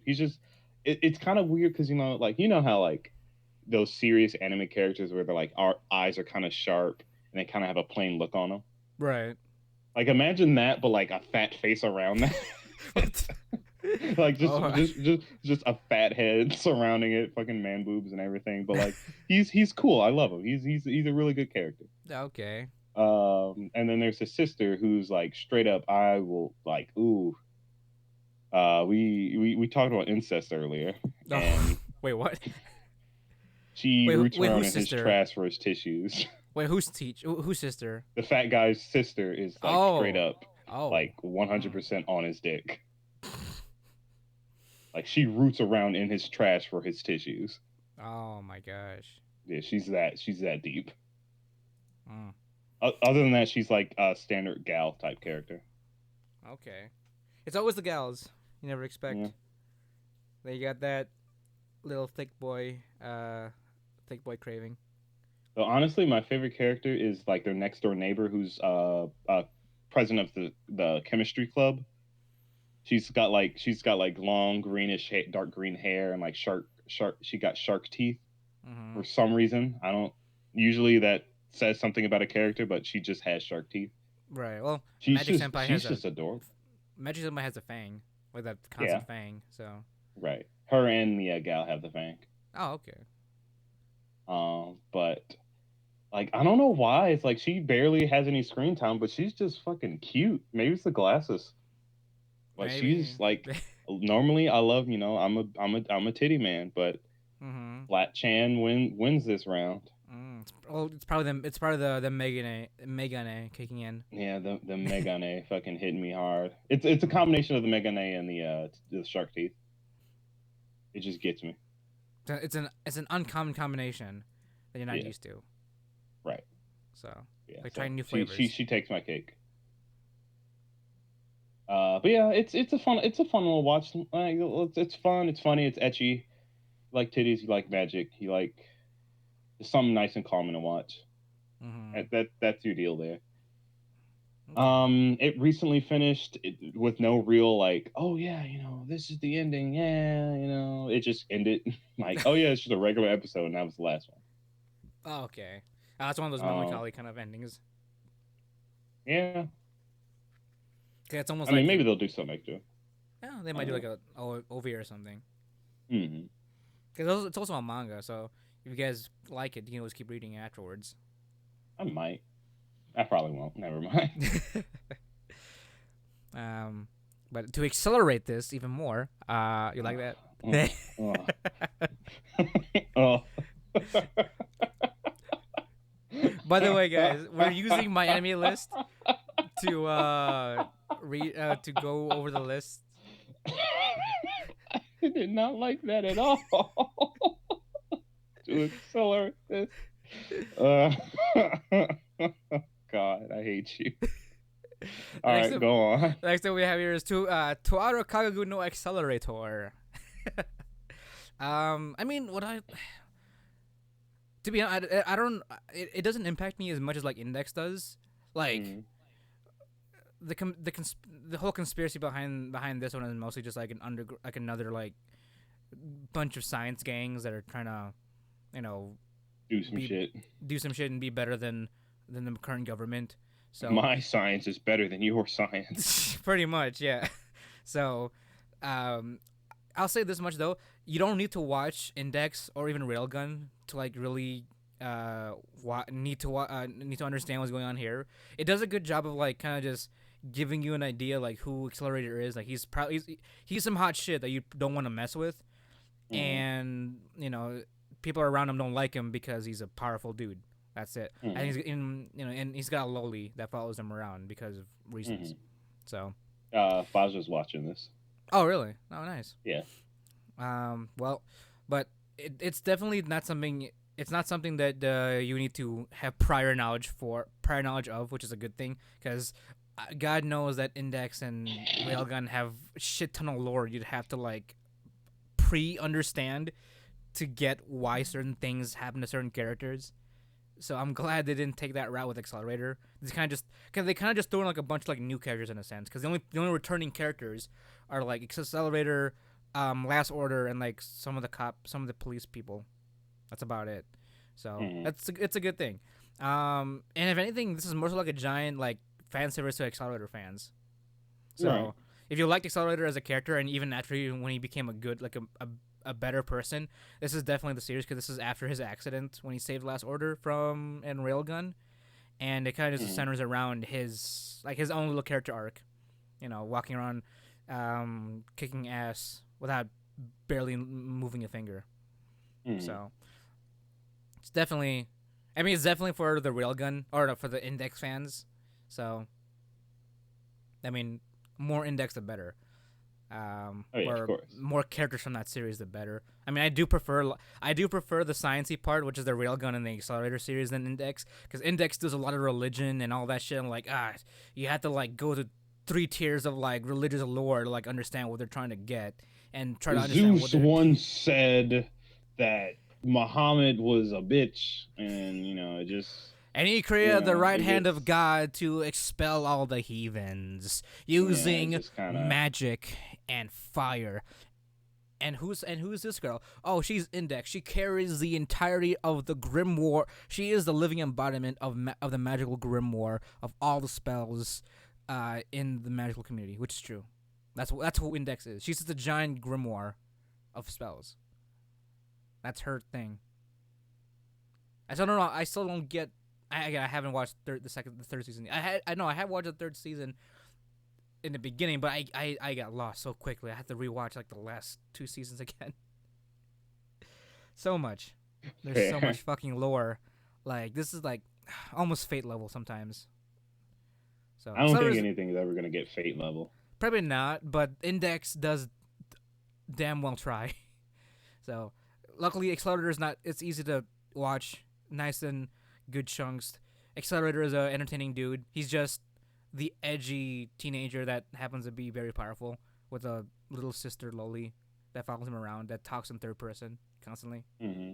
So, but yeah, I recommend it for if you're an Index fan, it's definitely a good addition to watch. And if you're not, you don't be too intimidated by the backstory of this whole fucking franchise. You'll be just fine watching it without any prior knowledge.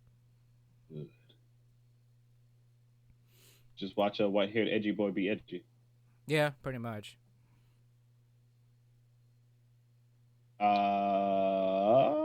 Speaking of on the edge of space, To infinity and beyond, right? to Infinity Beyond. I haven't started the show yet. Oh, really? Yeah. Okay. Well, Uh, if it helps if it's any kind of question, I haven't even started Takagi-san 2 either. well, all right. So we haven't watched Astro in Space or Takagi-san. Yeah. Takagi-san is probably just more of what you're used to. Astra genuinely sounded interesting. I'll probably get to it later. Yeah. We'll You know, see. I heard that this was a sleeper hit What, from at least the from Twitter. Astra? Yeah, Astra. Like Okay. it was a lot. It was like a surprising sleeper hit that no one's talking about, and I heard about it like on Twitter with some of the AnyTubers, and like it kind of piqued my interest because of that. Like just because, there's some interest in it because of the way it's written, I guess. But I'll definitely check it Right. out when I have a chance. Well, see, here's the thing. There's a lot of, if any, I don't know when the last time we had so many, but this is definitely the sleeper hit of like the sleeper hit season of like a while. Like there's so many good shows no one's watching, Mm-hmm. and it's sad. Yeah, but that's why Like, they'll still be there. So, and this is why we're here to recommend a lot of these to you guys. right. I think one of our episodes should be going back and like recommending sleeper hits. Yeah, like like the non talked about sleeper hits of like all time. That's definitely something we Yeah. should do. Like Grimgar, watch Grimgar. Always watch Grimgar. Oh yeah, Grimgar was so good. But I don't. Let me. Don't. Speaking You of, got some kinks, cause got some kinks in your system, because these girls do. Uh, I'm not caught up on this at all. I'm pretty far behind. But see, there's two other girls that need to be introduced that I haven't fucking met yet. mm. Would you love a pervert as long as she's cute? And would you? Is that a question? Yes. Is it? Fucking Would you, sign Jarron? me, sign me up for some dog senpai. Your own little poachy. Yeah, my Poochie. own poetry. So it's basically, it's a harem of a bunch of girls that are perverts. One's is super masochistic, one's sadistic, even though you wouldn't think she's like a soft sadist. But she's not like, oh yeah, sadist all the time. She's just kind of like, Like not as oh yeah, dominant. yeah, we're cool. It's great. Here, eat my panties. Yeah, it's cool. All right. Yep. Okay. I'll make you mine by, breaking your brain, your mind and stuff, and you'll love me forever, blah, blah, blah. That kind of stuff. There's one where it's like, hey, we're best friends, it's great. By the way, you want to sleep with your best friend that's a guy and let me watch, Cool. Oh, okay.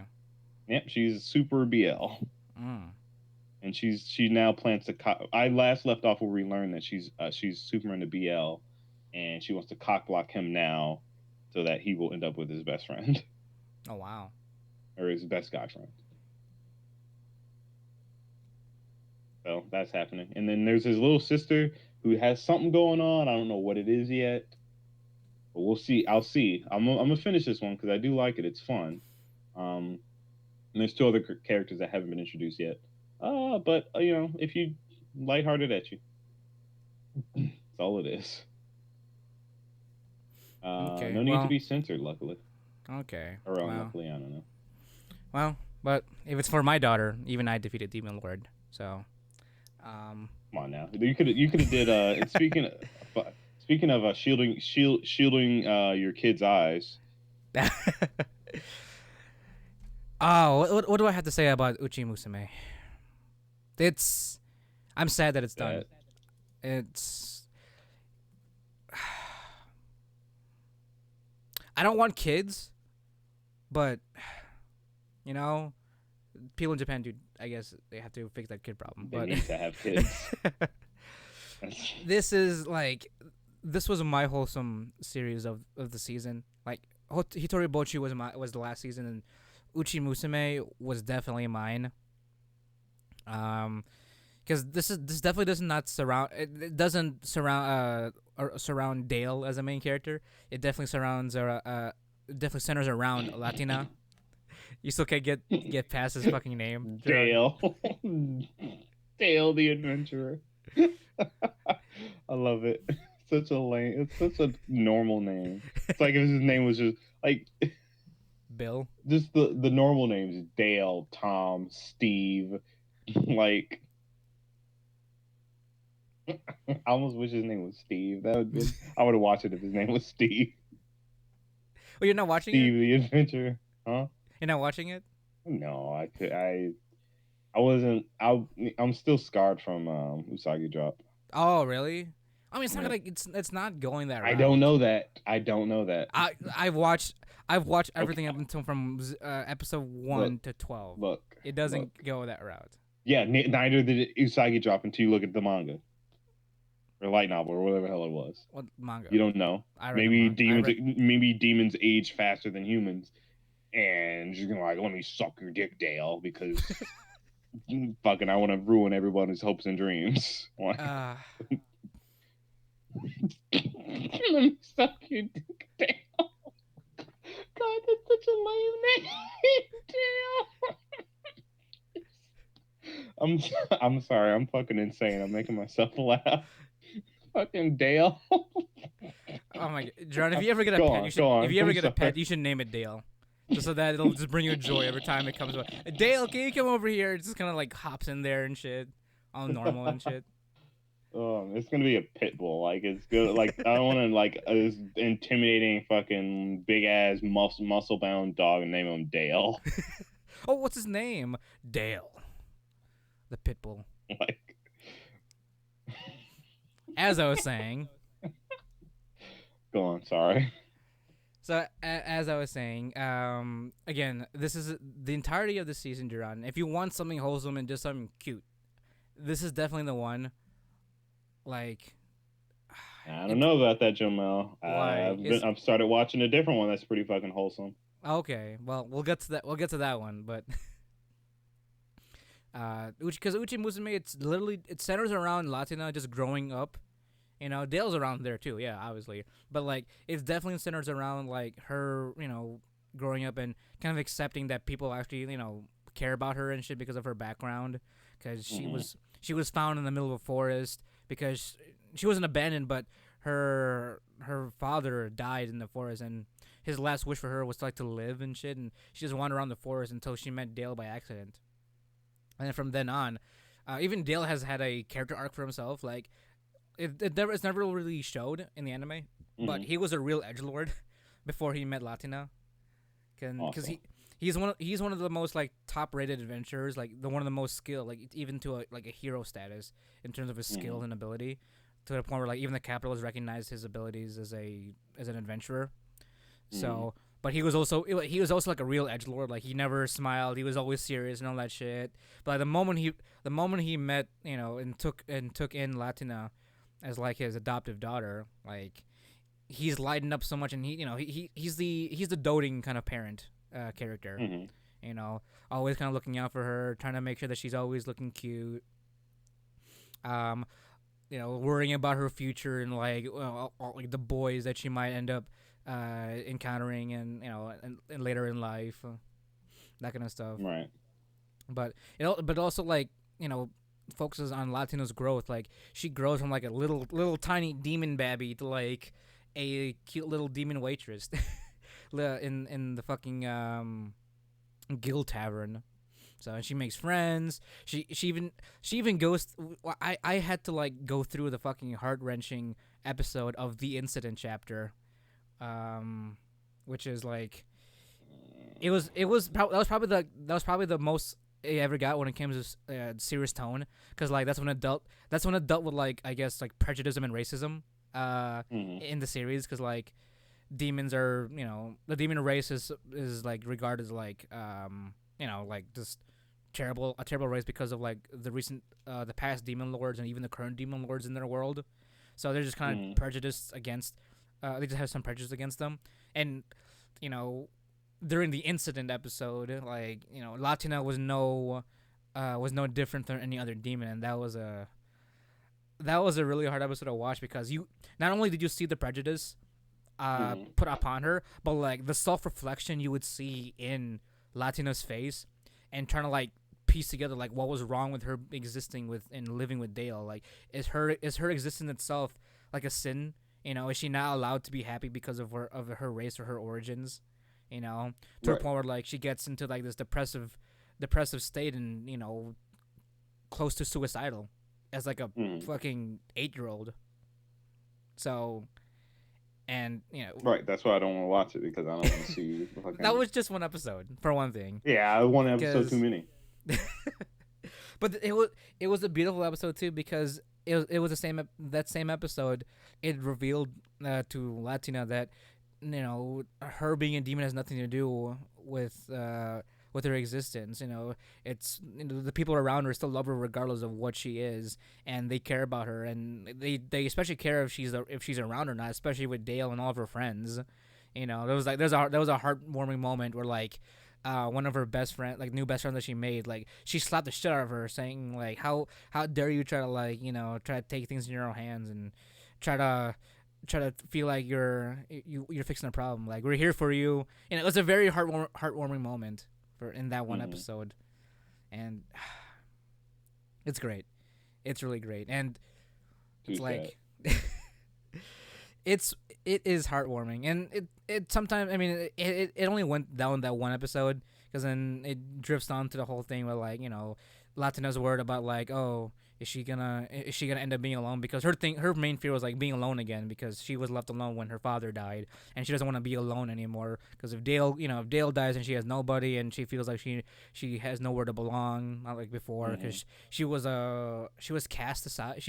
Her and her family was like cast aside from the main demon village and shit like that, so no one really liked her and her family, so she thought she was a nuisance. There was no point in her living because of who she was, but realizing that they're actually, when she looks around, there's people around her that actually love her. That's that kind of like realization that it's okay for her to be happy, and it's even okay for her to be selfish sometimes, because that's what being a kid is all about, for her at least. You said. If you ever come back up here to Chicago, Jarron, we're gonna watch it together. Because it's nice. It's really heartwarming. I'm sad that it ended, and the manga has not updated at all, and I'm gonna have to read the light novel if I ever want to go further. And no more the light novel does go a little bit more serious, to a degree.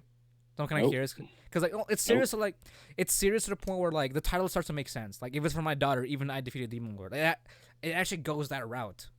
So Dale starts becoming a main character later on, I can't have you ruining my daughter's life. I must slay you. Yeah, exactly. So Dale the hero. Dale the hero.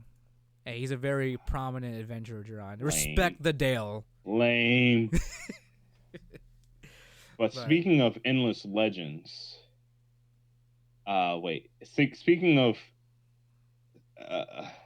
Speaking of unavoidable fates. I'll give it to you, but it's not in that realm, technically. You're in that realm. Technically. It is in that realm. What are you talking about? It's not technically in that. It is in that realm. It's literally the character. Hey. Not like, it's another dimension. No, it's that dimension. It's not a fate series. It doesn't say fate in it. Oh. Shut up! I hate you. Just pretend every word is fate. But I don't. Did you watch it? I'm actually not. I haven't watched it at all. Actually. El Malloy, Minoy, Malloy, Water Lord, Malloy, Lord Minoy, Minoy, Minoy. Malloy. Yeah, I haven't watched it either. Looks cool, Okay. but haven't watched it. I have But to. maybe you should retry to watch it. Oh, I fucking hate you so much. Oh God! Now we're devolving the puns. This is awful. I haven't caught up with this. Really? I haven't caught up with the latest episode. But what do you think? I know we've had our conversations about this already. I don't know if it's changed or if it's not changed So for you. From when I left off, it was like an episode or two after he summoned his girl, his Okay. science lady, that is really into little boys. Right. But she's not a little boy though. Right. It's a girl. It's a blonde rem. That's what it is. Right. She's cute. Oh, I love her. She's great. She's like this little. she's the embodiment of wholesome. Like she was this poor. Literally no reason why people hated her. She was just, everyone bullied her, everyone hated her. It's like, oh, Yeah, she's just a trash. She goes around the village and shovels shit.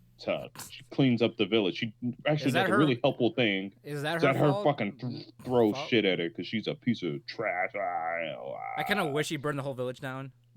Yeah, like it was a lot of unnecessary bullshit, but like no pun intended. Like, yeah, exactly. But now that he's treating her like a fucking little princess, she's like, oh man, I don't think I'm worthy of this. And he's like, no, shut up, eat your fucking $6,000 cake. But man, it's so good. Thank you so much. Like, shh, stay cute. Just smile and walk because that's what you honestly. Because she can walk now. It's just like it's still pain. Right. It pained me when she couldn't walk. I'm like, are you gonna do something or what? Like, Demon Lord, please. I know you're not that much of a Demon Lord, but make her walk.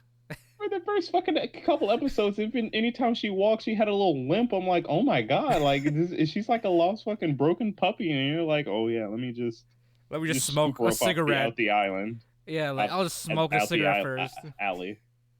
All right, exactly. Oh, God, man. So it took a while, but and she's like, oh my God, thank you so much for fixing my leg. I can't believe, I was like, this girl, like, please.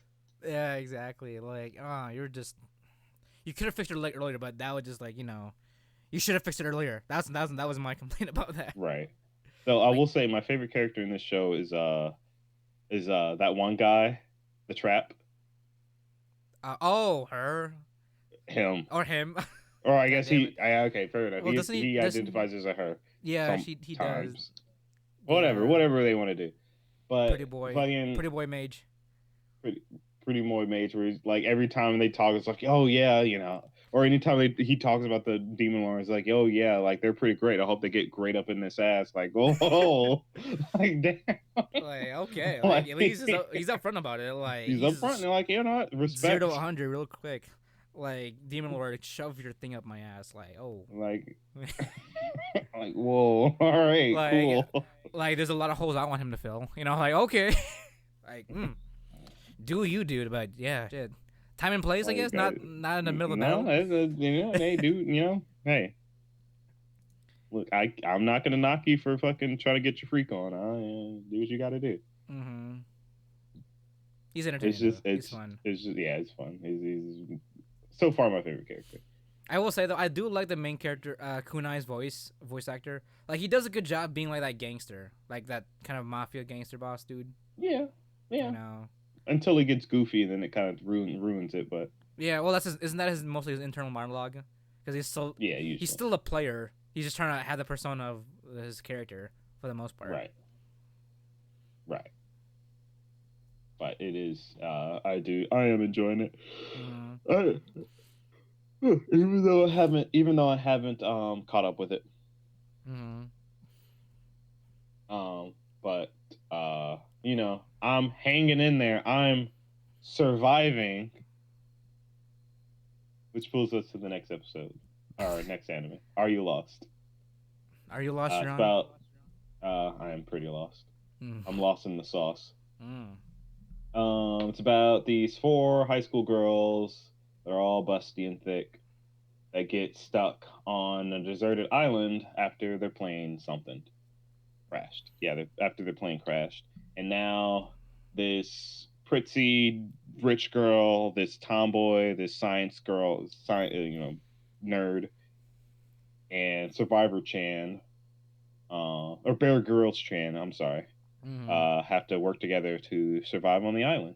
And you get a lot of good tips like, hey, Jomel, did you know that in, I guess, survival situations, Mm-hmm. and you need to get water, but you don't have any clean water, right?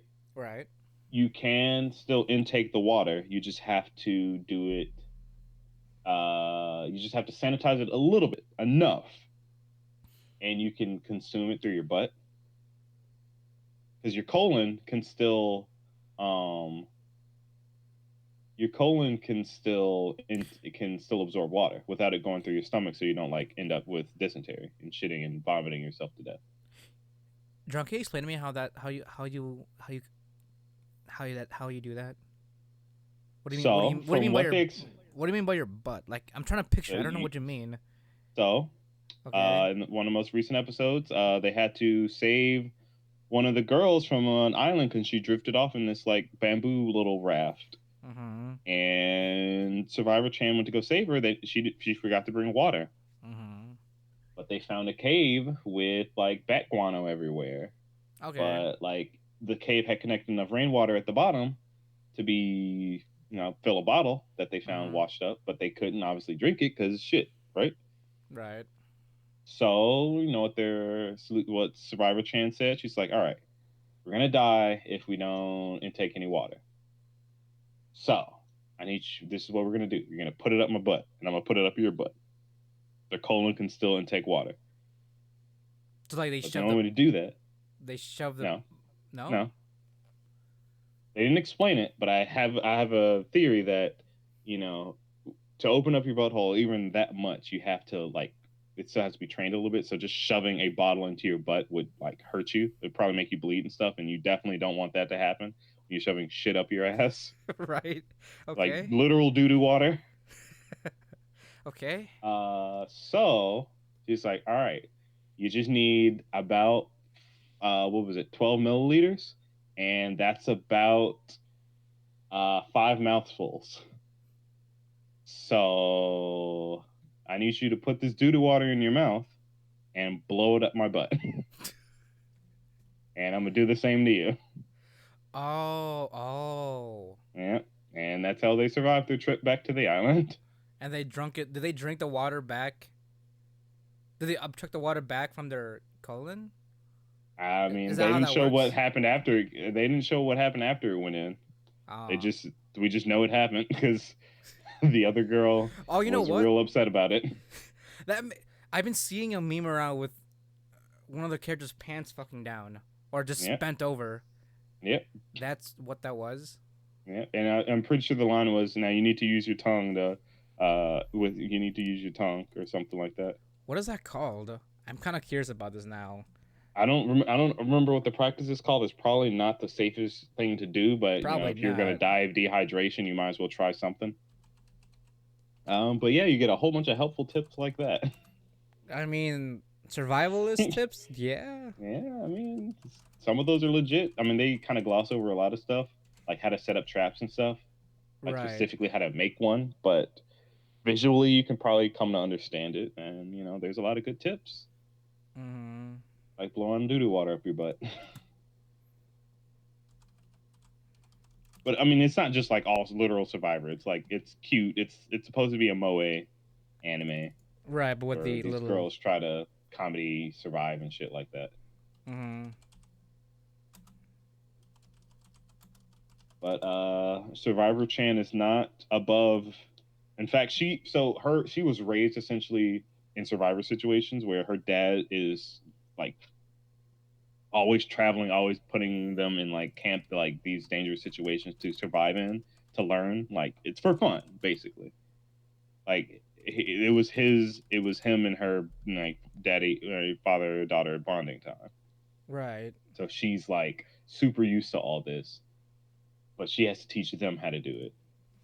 And Mm-hmm. she's a little weird, so she can't. It's hard for her to convey feelings or Right. understand why people would be weirded out by something, such as like, hey, oh, like when they initially drift in the water, it's like, oh, one of the girls like, I'm so thirsty, like I can't, nah, nah, nah. And she's like, all right, cool. So she caught a fish with a little spear, stabbed it, cut it open, like washed all its guts into her shirt, like poured out the guts, squeezed the blood and shit into her fucking mouth. And they were like, yeah, try it too. And they're like, nah, I'm good. It's like, but I'm just like, the other girl was like, oh, but I'm gonna just die of thirst. And it's like, oh, well, if you don't want to drink the blood, he's all right, lay down and open your mouth. What? She's gonna pee in her mouth.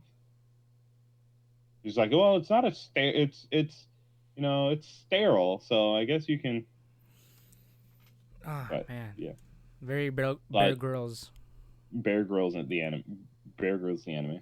Bear Mm-hmm. Grylls if he was an anime girl. Yeah. Right. That's literally the entire show. Not too bad. Uh, but oh man, all right, fuck it. We're sticking with these puns. We're doing it. Speaking of monstrous situations, Oh, you're watching that one?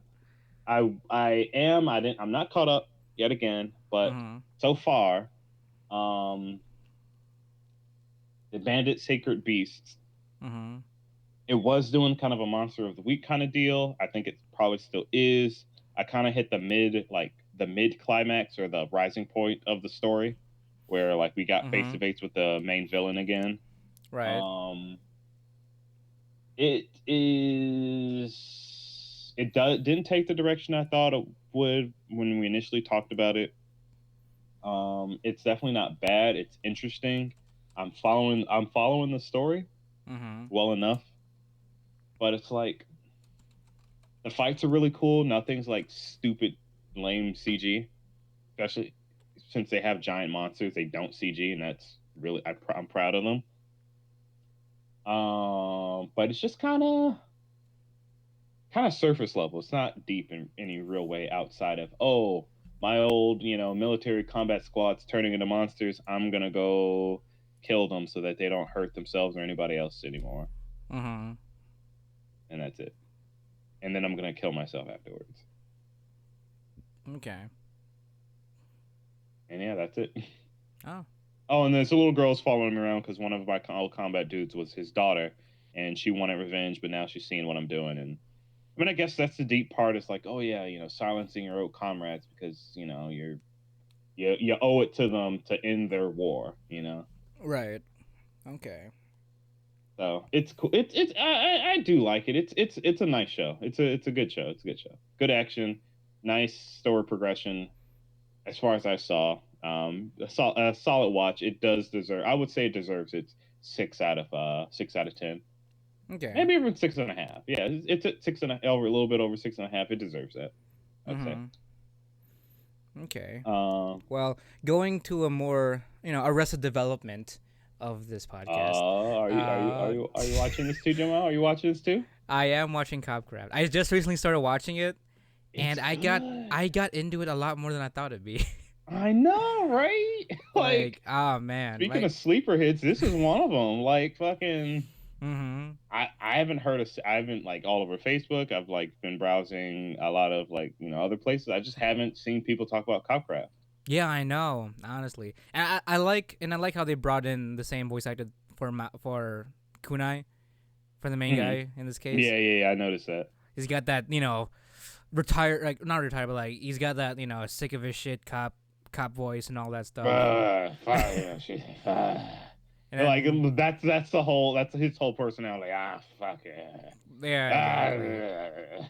Kind of Like, fra- grumbly old man. like Frabrani, speaking all that shit, like Right. the what are they called? The fucking, are they called the Frabranis? The race from the I don't know, elves. weird portal. The aliens, Yeah. the reverse isekaiers. Yeah, exactly. So the isekai, oh no. The isekai. There we go. We'll call them Yeah. that. The isekai. Mm-hmm. You So in Copcraft, Isekai invades you. So right, in and that that's one of case. the main draws to the whole story is that it's 15 years ago. Gate opened up and a bunch of RPG characters came pouring through, Mm-hmm. and now they in this little city of what is it? What the Uh, city name? Teresa? San Teresa. Santa Teresa City. About 2 million immigrants from the other world live there, and Mm-hmm. you got your, like I said, your elves. Your wait, wait, have you seen anything else other than elves? I think it's just elves. That's what it is. Elves, And elves, fairies. wizards, and fairies, Yeah, because technically fairies by are like, accident. the little ones, and then Yeah, the other one, like the more elves are like more kind of human sized, right. And then Or you got whatever that, they, yeah. and you got like your old ass wizards and shit. Mm-hmm. So yeah, But this definitely was a weird sleeper hit for me because I was like, okay, because I was looking at some screenshots like a while ago. Some people were posting out like some mhm. random scenes and shit, like, oh, this looks pretty cute. And then I realized it was Copcraft, like, oh, okay. And then I got into it, and I didn't expect for me to like get into like a really kind of like into a crime drama in a Right, sense. yeah, like this is straight like it's straight up a buddy cop, like kind of a buddy cop show, but anime. Mm-hmm. Buddy the And like elf I cop. didn't, yeah, right, buddy elf cop. Yeah, exactly. And like it's legit, like it feels like I'm watching an American buddy cop anime movie. Mm-hmm. It's like, oh wait, But in it's like a better version of that one Will Smith oh movie. what was it, Brightburn? Is it Bright Brightburn? No, no, no. Is it Brightburn? no, that's a different show. I think it was just called Bright.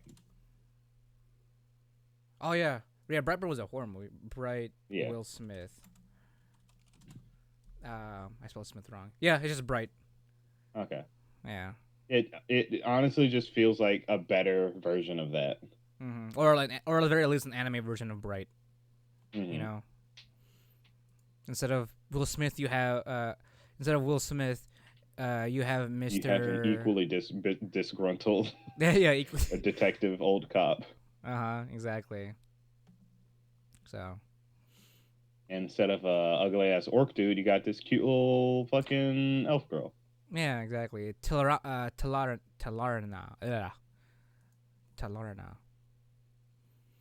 I definitely like the other kind of culture that they kind of just made up for the series. Hmm. So like the different like knowing that Kay can like speak the same language as them and shit. It's like Right. He it made puts a the lot point of to learn it and shit. Yeah. yeah it gives a lot of depth to like Kay as a character. Like if he knowing he can speak the fucking elf language, like oh he's pretty dedicated to what he does if he wants to be able to Well, communicate between elves and shit. just to clarify, it's not just the elf language. That's just the language in that world. Oh, is it like for like Yeah. that? Well, I should say the main language. So if I guess it's pompous to say if English was the main.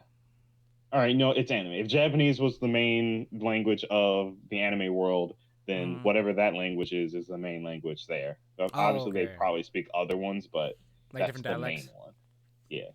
Well, no, like Okay. if they're like our Spanish, Japanese, French, blah blah Oh, blah, they probably have like whatever they normally speak in another shit. Like maybe there's orc speak, maybe there's dwarf speak, stuff like that. mm-hmm. Okay. Well, yeah, this is definitely like a weird sleeper hit that I wasn't expecting. So if you guys are into like good old fashioned like buddy cop series, then uh, Hmm. this is definitely for you guys. So I mean it got me hooked onto it surprisingly. So Yeah, I when I first started like I when I first started watching it, I thought it was literally just gonna be nothing. But then you really get into it, and I was like, this is I like all the characters. I just fucking love. and when shit got really fast in the first episode, like oh shit, they're just kind Hmm. of killing off characters one by one. Right. It's like oh shit. And then there's like a bigger scheme and all this stuff, and people are making bombs and shit. Like, oh god, you're really trying to like Hmm. pull out all the kind of like crime drama shit Right. in this one arc. So, and the opening is surprisingly fun. Yeah, I've watched it just about every time. It's pretty good. Mm-hmm. Because it's got like what that jazzy, Hmm. yeah, it's like very jazzy, right? Like cool jazz. Hmm. like almost like almost Cowboy Bebop-ish. Just Almost bebop-ish, but a little yeah. bit more poppy. Uh huh. Yeah, it's got the trombones, it's got the trumpets and all that stuff, and like some of the piano, like the little jazzy piano. So, yeah, and If that's you, about it for me. So I have no more yeah, I puns. mean, I no, no, no, no, no, no. There's more puns to be had, Jomel. There's so many Oh, more puns to be had is there? Oh God. because life is nothing but a series of high school girl whatever. Um, the wasteful days of high school girls. Okay. You want to talk about sleeper hit comedy? I'm pretty sure I explained this to you, Jamal. It has the same like or similar energy as Day Life of High School Boys, Okay. So kind of just but sporadic less. comedy. It's kind of sporadic comedy, but a little bit more realistic. A little bit more because Day Okay. Life of High School Boys took some turns, some Mhm. weird turns that weren't terribly like I guess I hazard to say realistic for this one, but like it's a bit more down to earth Mhm. than any of the others, and it's just all these girls just having a good time and just fucking they've literally every single person has a nickname, so you don't have to remember their actual name. Main Okay. character is Baka, Wota, and Robo. Baka is obviously she's stupid, Mhm. like stupid, like she's actually probably like dumb, like I worry about that girl. Oh, okay. Who got Wota, who's heavily into BL, but otherwise she's a really normal high school girl. Mhm. She aspires to be a mangaka, best friends with her and Robo. Robo's the your kudere that's super into science and weird shit. They have like it just kind of branches off to all of the characters. You got your lowly girl that tries to act like she's tough, but she's practically a little girl and it's adorable. You got our super gay gal girl that wants to have a piece of every single girl there, minus Baka, because for whatever reason, our gal girl, she breaks out in the hives when she comes close to or in contact with men, but the Mm. same thing happens when she comes into contact with Baka. Mm. You got, I forgot most of their nicknames, by the way, if you couldn't tell. You got this girl, this blonde girl is deep into her Shinobu Shinobu. Shinobu syndrome, Mm. and she is not afraid to let it out Oh.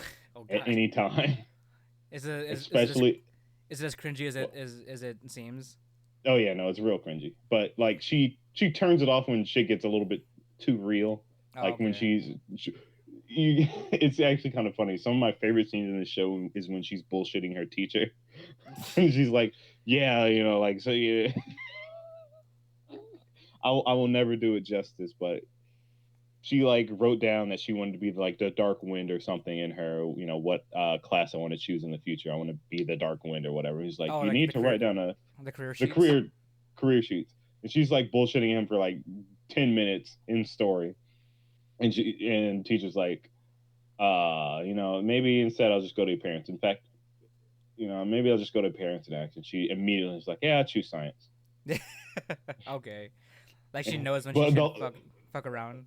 the scene was beautiful because the whole time she's bullshitting him, like to show his stress building, you just see his glasses cracking over time. Like he's just trying to keep a straight face, and then when she finally just answers immediately, they just fucking shatter. It's amazing. Like the chemistry between all the characters in this show is fucking great. Like, and it's honestly probably one of my favorite comedies. Mm. It It's sounds fun. and if over the opening to Demon Slayer, over the opening to Fire Force, Copcraft, pretty much everything this season and probably last season. The opening to this anime is too good. It Really? is legit too good. Now you're gonna have make me want to listen to it now. I'm gonna have to send it to you because it's like it's weird that it's this good. Like we're Like talking it's like Pop it's Team Epic weird, like it's contrast. yeah. No, exactly. Really?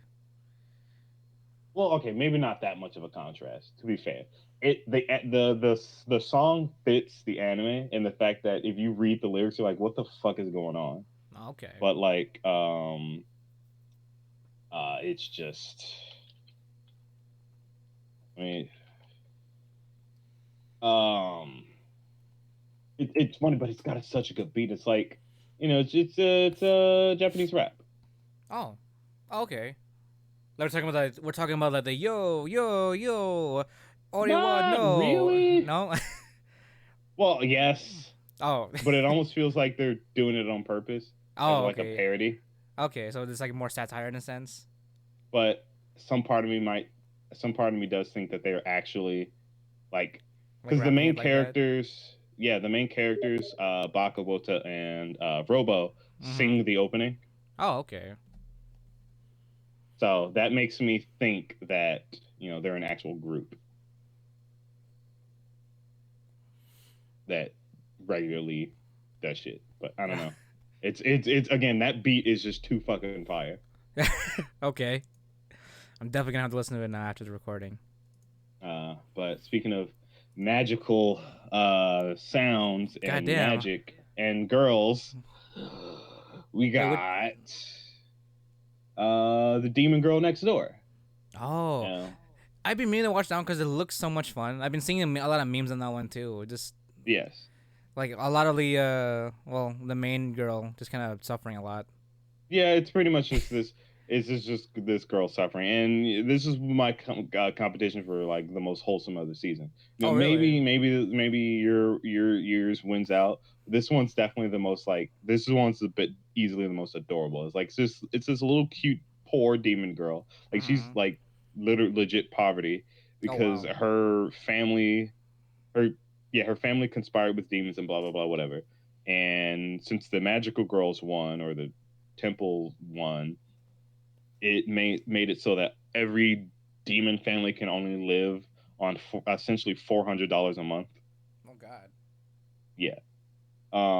So they're in poverty, but like she awakens to her demon quote unquote powers, and she has to go defeat a magical girl and sacrifice it to her ancestor. Mm-hmm. Sacrifice her to her ancestor, but like she didn't gain any new powers at all.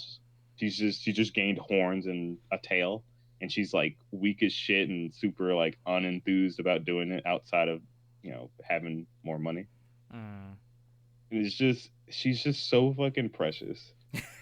She tries so hard. Like She's we talk. so weak, but it's like it's great. Like we're talking about like what's her face from Aiko Aiko. from I don't think is it Aiko uh fuck the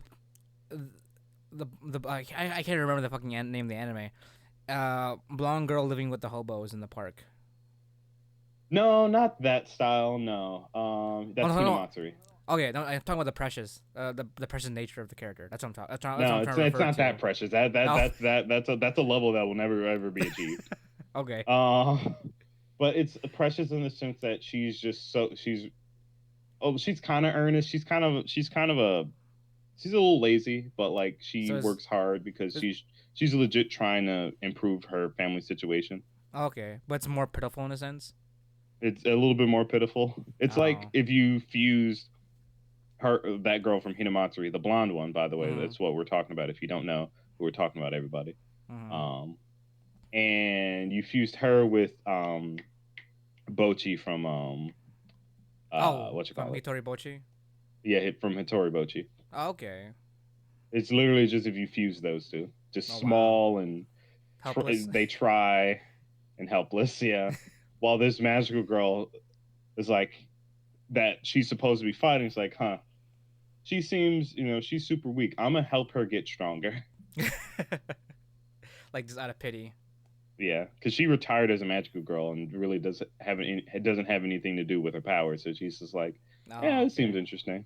And then they become friends and She's the one like, that was she the one that was like doing those one-handed like curls yeah, on that. yeah. Okay.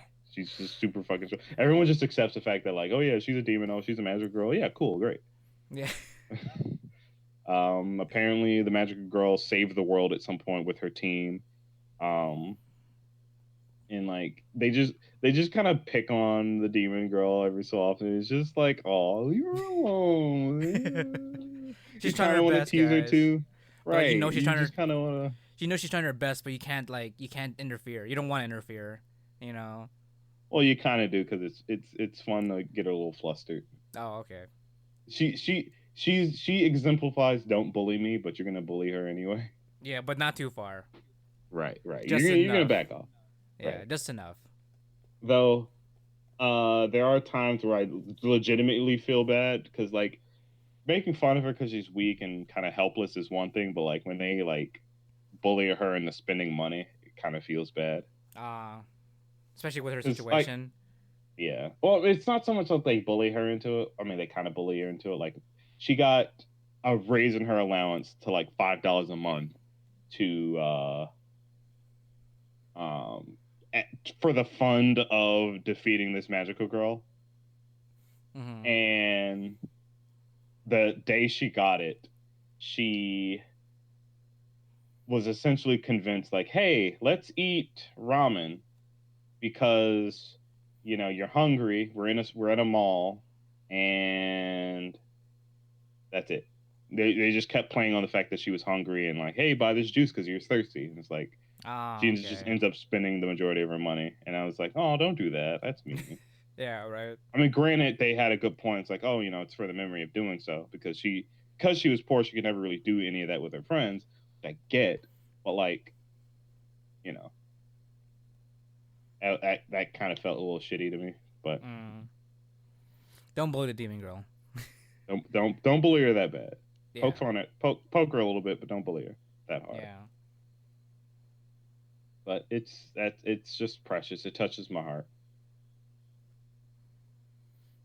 Um, but speaking of magical girls, Grand Blim is. I'm just gonna go through this one real quick because it's a little difficult. There's a lot. Oh, no, Is actually, there? that's the last one. Well, second to last one because we still got to talk about Demon Slayer. Oh yeah, okay, that's ending. Finally ending for this season. Right. Grand Blim is definitely another sleeper hit of the season Really? in terms of like how the story progression and how good it is. Mm-hmm. Yet another one I haven't finished catching up with because if you couldn't tell, there was a lot of shows I was watching this season. Yeah, definitely. So I'm falling behind on a couple of them. Grand Blim is one of them, but this one, I guess in base terms, is like Magical Girl. It's Magical Girl Battle Royale, Mm-hmm. Oh, okay. similar to the one before, but a lot less edgy. Okay, so a lot less death. Yeah, it's kind of like it kind of mixes the hostility that the girls from Madoka Magica had with each other, Mm-hmm. where it's like you can feel the hostility, but it's not like I'm gonna kill you because I'm crazy. I mean, there's one character that's like that, but like not everyone has their own motivations generally Right. for wanting to win this battle royale. And when you fight in a battle royale, it's not like when you defeat the other person, they literally die. No, they just lose their powers. Okay. Yeah, so their dream can't be achieved, and um, I mentioned before that the main draw to this story, at least for me, was that I related the hell out of with the I related a lot with the main character, where you have all these other girls. It's like, oh yeah, we want to win the magical battle royale to get our wish. Mm-hmm. Either I want to get rid of all magic so it never corrupts people again, or I want to bring my family back together. Shit like that. I want to wake my sister up from this curse. Blah blah blah, stuff like that. This girl's just like, I don't really have a wish. I just want to participate because I literally don't have anything else going on in my life. Like when I say don't have anything else going on, like I quite literally mean people don't notice her as a person because she's just she fades into the background. Mm-hmm. She doesn't have anything. She doesn't have anything she's good at. She doesn't have anything at all. Like it's not like her life's bad or anything. It's Like not she's eventful. loving family. It's just like less than eventful. Okay. Like she She just wants legit to like fit in or something or just do something. she legit feels like if she disappeared tomorrow, no one would care. Ah. That's how she feels. but now that she finally found something that's special about her, she wants to hold on to it, which is why Okay. she's participating. Is she good at it? Yes. Oh, okay. I'm pretty sure they're gonna say something like, "Oh yeah, she's actually the descendant of some whatever," because Mhm. she's too good. Mhm. But and if she's not, she's probably like a demon or something by Mm. accident. But yeah. The other main draw of it was that the way they fight, instead of like, oh yeah, I'm just gonna throw spells at you. No, they're in fucking little tiny little chibi mechs fighting each other, and it's really cool. Mhm. And for those of you But for those of you who are more like Gundam based, they kind of look more like SD Gundams yeah. just by their imagery. So kind of And like at stubby looking. the point in the story that I left off at, they made some alliances. They just eliminated one of the girls. Mhm. That was the main character's little sister's friend, who's actually in high school, but pretended she was in middle school to have like an undercover thing. Mhm. They just defeated her. She wanted to get her mother back because she disappeared from not even really disappeared from her family. She left the family and had all her memories erased Oh wow. of her like daughters and the fact that she was a mage. So they're like her and her sisters are super fucking torn up about it. Mm. But she lost. Um we got more into like so the black hair girl got essentially married into the family of this red haired girl, and like something like they used to love her and like absolutely adore her, but something happened now. The redheaded girl absolutely despises her because she thinks she destroyed her family. Mm. And I'm pretty sure her wish is like to, I don't know, kill her or something. I don't know. Is she like that? But like, Is she one of those like batshit crazy kind of characters? no, she's not batshit crazy. She batshit crazy. She's fucking pissed. Oh, oh, okay, just like angry. She is pissed. This is hell has no fury kind of pissed. Oh God. And one of her assistants is the kind of I'm crazy. Mhm. I have some kind of special circumstance, Mhm. and I might be doing what you say because it's fun, but don't, don't try anything because, I own you kind of deal. I don't know what's going on with her yet. Okay. And then the main character, the black haired girl, and this little gray haired girl whose sister is in a like magical coma or something. Right. They joined forces, and that's where I'm at. It's good. I'm in it. I gotta finish it when I can. But it's Grand Room Blim is real good. Mm. Like the fight scenes are really good. Like the emoting, like the yelling's good. And you remember with girls, you got to be real careful with their shouting, otherwise it becomes real shrill. Mhm. They do pretty good. Okay. Um, Reminds me of Yuki Onna is a hero, if in terms of how they yell. Yukiono. We, That sounds familiar. we, oh, you not watch Yuki Unna's Hero? That one's a good one. That one's more comparable Oh to Madoka Magica in terms of no, how I do know what you're talking about. I haven't dangerous it watched is. it. I do know what Yeah, you're talking about. I have not watched it, but I heard that one's really good too. it is. It is. God damn. Uh, but yeah, that one's really good. So if you can, do watch Grand Blim, Mhm.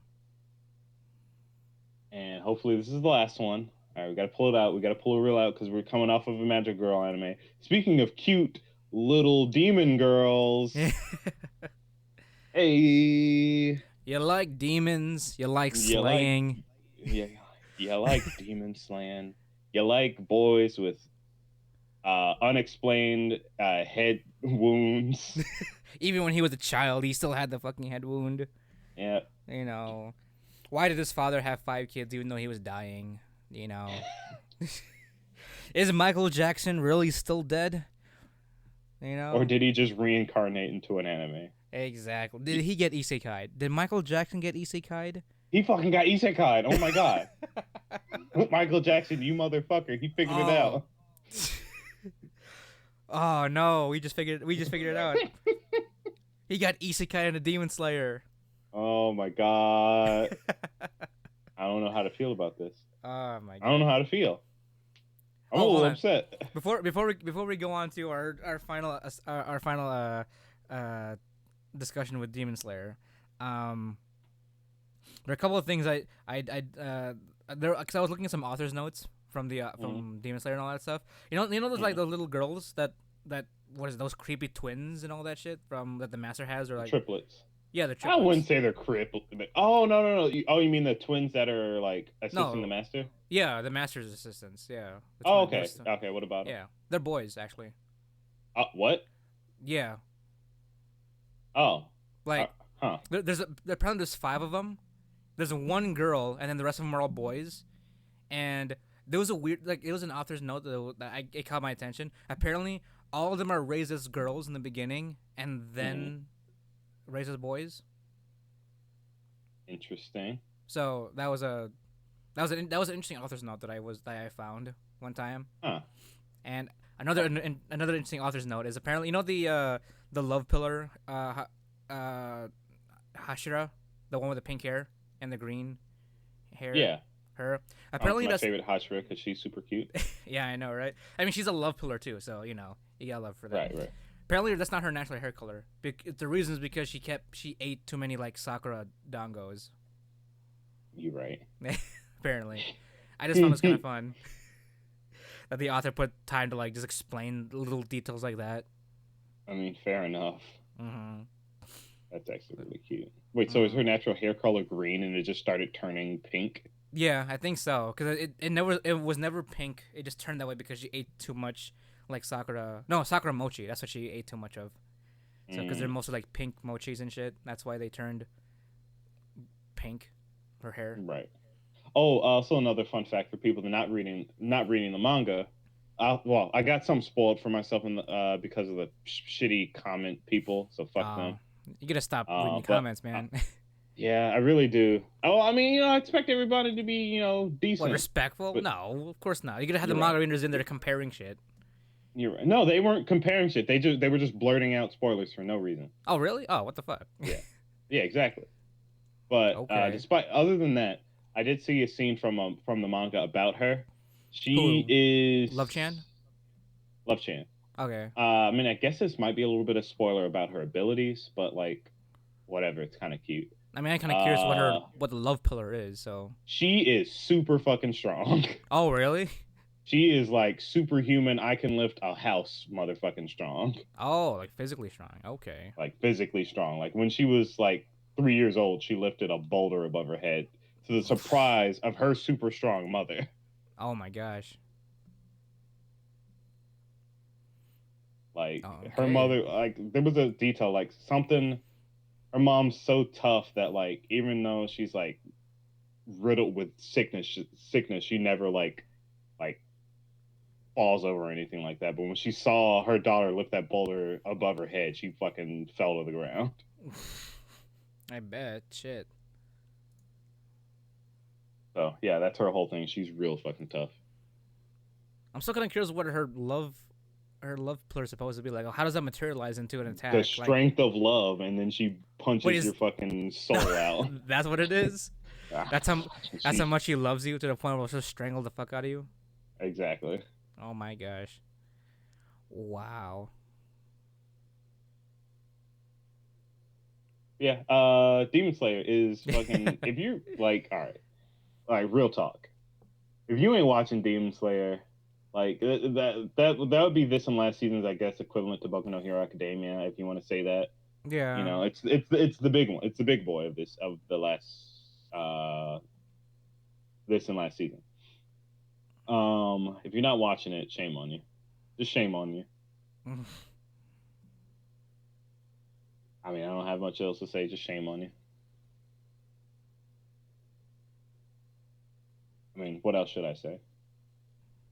Oh, Nezuko's like just continues to be the ideal little sister. She is fucking cute. Like, even though we haven't gotten a lot of her recently, but she's still there. And in also, spirit. I mean, I know that this is typical of main characters, and a lot of them do this, but like Deku definitely does it. Naruto did it. Natsu does it. Fucking what, monologuing? Everyone does it, huh? Monologuing. not monologuing, is working hard. Like, Oh. I don't know if are you caught up, Jomel? No, no, yeah, I'm caught up. I'm caught up. Okay, so like Tanjiro is, they had the battle on the mountain with the spider people and they got all fucked up. And Tanjiro is now the only one that continues to train regularly, or was anyway, Mm-hmm. because he believes hard work will eventually pay off. And he is so fucking earnest. I love it. I love Mm-hmm. it to fucking hell and back. Oh And I yeah, love that definitely. he doubts himself while still doing it. Like it's more realistic in his sense, at least with his character Right. style.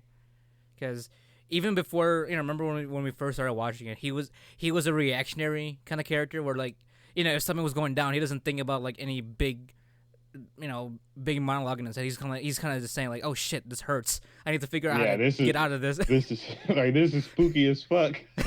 What's going on? Yeah, exactly. Like, oh god, I love that about him.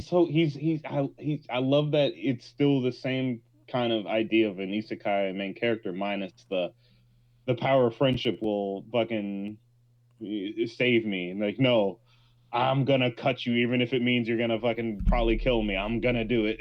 Yeah, Mm. bitch. Like, I love it. Exactly. But like, yeah, the way they're building Tanjiro up is like, he's a man of like effort. That's what he is. He's a character of Right. effort, and obviously it's not immediate effort. It's a slow progression. Even when he first started training to become a demon slayer, that was like what 2 years of him training. I Mm-hmm. mean, granted, it was like it was kind of skipped towards, but it implied how much he trained in those 2 years just to even qualify for the test itself. And then Right. because I remember I was watching like an old clip of like him finding like fighting with a demon for the first time with that axe that he found versus the him now. I'm Mm-hmm. like, it shows how much growth he's gone through, and Mm-hmm. it's almost proud. Like, I'm always proud of him watching where he is now compared to where he was in the beginning. So it's a nice growth for his character, and he's only discovering more about himself and kind of getting better as he goes on. Right. So, and we even got a little bit of a snippet of Kanao, Miss Oh yeah, Michan. yeah, yeah. So I'm hoping now, or at least within the next season, she becomes like a part of the squad. Yeah, right. And Because actually, you know what? I'm what? sorry to interrupt you. We haven't met the angry eye dude yet. Like, since the test ended, Oh yeah, I forgot about him. he has a whole segment in the opening. We haven't even seen him since the test ended. Yeah, that's actually maybe he'll be in the next episode. I don't know. Maybe only one episode though, but shit. But you were saying, sorry for interrupting. I was gonna say like I'm really just hoping that she has more of a point because like she I mean I guess it's a whole standard idea like she was abused as a child and something snapped and now she has no emotions. Like I Mm-hmm. get that sure, but like um I was surprised that she wasn't related to them. I didn't know she was adopted just by their yeah. fucking nature. That was so weird. So I thought, I mean, Yeah, she that is resembled. interesting. I didn't realize that. I didn't know that was gonna happen like that. Yeah, because she had a striking resemblance to Shinobu. So like, oh, I mean, Mm. obviously she's like related to them somehow, like sisters and shit. But no, her Onei-chan, like, are And her out, and she's 100% RR, a big sister. Like, I loved yeah. it. But now Shinobu is and now Shinobu's RR now. Right. Even though she was a little shit back then. I mean, she's more like her little sister now, the current one Yeah. that's taking care of everyone else. Hmm. But I love them. I'm hoping. It seems like something stirring in what would you say her name was the orphan Uh, adopted one. Kanao, Canal, canal, Kanao, yeah, canal, canal, Kanao. canal, canal, canal. Yeah, yeah. It seems like Canal is starting to catch some feelings for our boy. Maybe. I mean, it's not too well. I don't know if it's love, but at this point, it's sort of like a Or interest at interest. the very Yeah, least. because I mean, it was sort of implied with like the big sisters, like, even when you start loving a boy, you'll have to, like, figure that out on your own one day. So, Right. And then she flipped the coin while looking at hmm him. and we don't know what the coin flip means. You Right? know, They because didn't say a word. She just flipped it. We just know that that's what she does when she has to make a decision by herself. mm-hmm. So I do want to see more of her, like in more of the test squad. So I did think it was weird though. what? I don't know if this was a discrepancy or maybe I missed something, but her whole thing is that she's usually always silent, right? And she just has this smile on her face, and she just kind of goes about her business, Right. doing whatever. Um, I could have sworn back when when she was chasing Nezuko in the forest, she was like talking. She talked quite a bit, didn't she? Like she thought it was weird that, or she said like, yeah, she thought it was weird that she wasn't attacking or stuff like that. We got like her inner monologue, Mm-hmm. but we haven't at all in This past episode, now. Yeah, maybe I'm gonna have to revisit that episode because I can't remember. I could have Cause, sworn she had an inner monologue going. mm-hmm. Because either that or the sister. Maybe it was Shinobu. Maybe, I don't know. Maybe I was confused. I mean, then again, because the first time I met Shinobu, I was confused that was Kanao, just because they're stuck in resemblance. So like, I I didn't I completely forgot that there was another one of them. Hmm. That was a Hashira. So Right.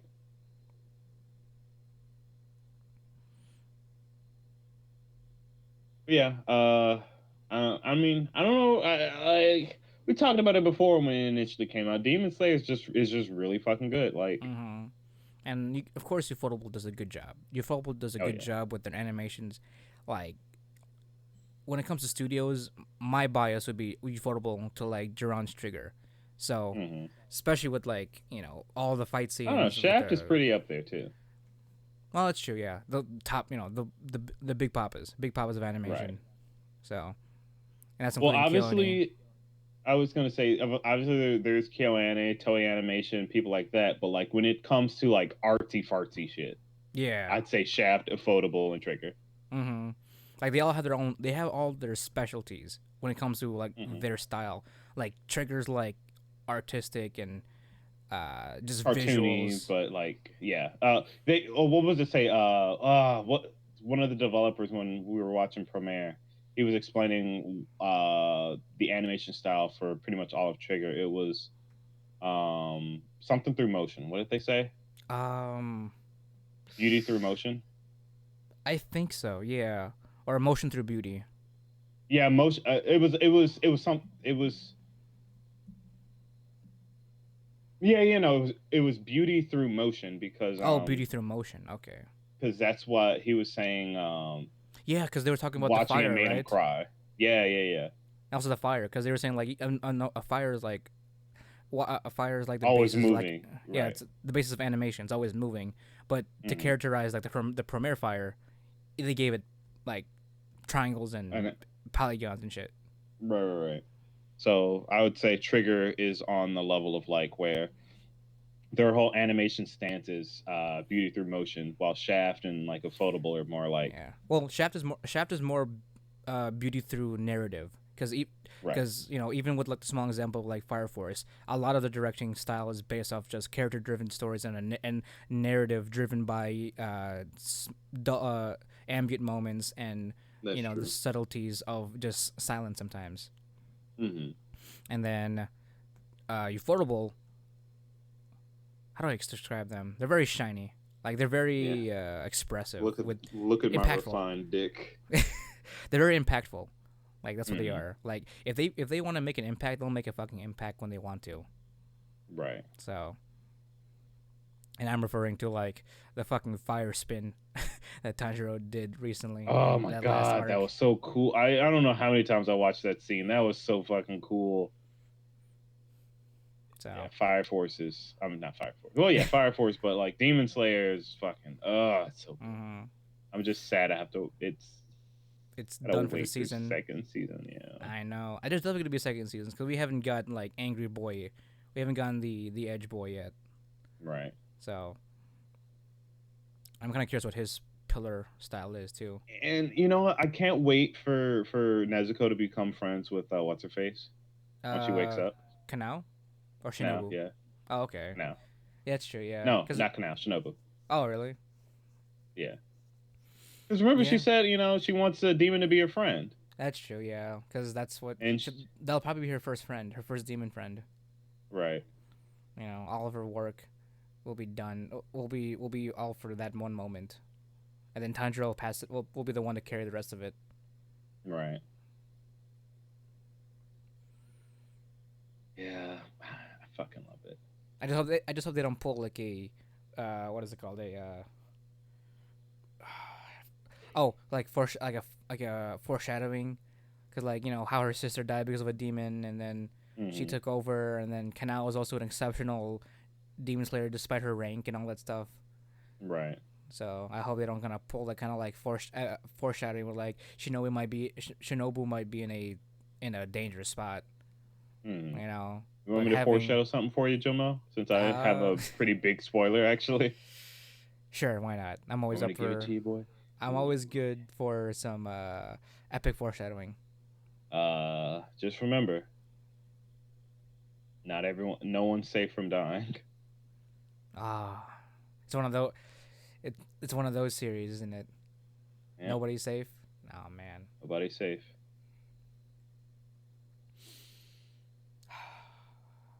I'll be ready for that. I'll definitely be ready for that. Good. So, I mean, I've gone through.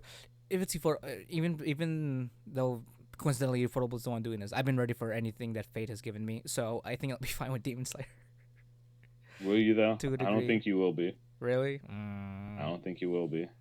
When I We'll learned it, I was really fucking upset. Oh, really? Like, god damn it. Are you sure it's not trolls? It's not just a troll to like No, because overthink I it. think I think earlier before that I got a spoiler that I didn't understand, but Mm-hmm. I fully understood it once they told me that spoiler. Oh, I see. So All right. I'm sorry, Jamal. Oh, that's okay. But so far, that has been our end of season summer 2019 anime recap. And What Jesus is that? Christ, 3 hours. we're at 3 hours and 8 minutes. Man, Yikes! Yep, I it's know. time to end. I mean, it's definitely. I mean, these are always like long episodes in Oh yeah, general. yeah. Even our our fall preview is gonna be pretty long, but we'll try to keep that one as organized as possible. But you know, um, but as always, guys, thank you for listening. Thank you for downloading us. Again, we can't have thanked you guys enough for supporting us every step of the way, every week of the way. I do personally apologize in advance, or personally apologize for my tardy uploads when it comes to the podcast. I've been having some technical issues where I'm kind of having to mess with my own software to like get it out whenever I need to, but it keeps blue screening my fucking computer. So I need to start thinking about upgrading my rig Mm-hmm. in general. So, but regardless, we're still pumping out episodes week by week, even if it's late as hell. So always follow us every week and try to tune in for every weeby episode you can. Oh yeah, get that dank, get that dank. And as a reminder for you guys, we're Whatever, miss, because I can't. My brain's turning off. as a reminder for you guys too, we're also going to be attending DaishoCon 2019 in Wisconsin Dells, Wisconsin. I have a bit of a plan when it comes to what kind of show we want to run over there. So if you guys see us, if you recognize us visually, I mean, we don't really display ourselves too often, but if you see us there, kind of stationed with a mic or so, If you you see know, a black guy and Asian boy, it's probably us. that's true, yeah. But if you see us stationed anywhere, like with a mic or some shit, come by and be part of the podcast. We're always trying to include everyone in our conversations, especially during con season. So, feel free to say hi and make sure to tell Jarron that he's always right. So, That's right. You can't convince me otherwise. or if we can, maybe we can do a change our mind. Like, I'm right, you are wrong. Change my mind. Right. So, but as always, guys, my name is Jamal Socorro. My name is Jarron Gaddis. And we are the Wannabe Boo Podcast, bringing the latest and greatest game anime news, reviews, and waifus for life. Thanks for listening, guys, and we'll talk to you next time. Matane.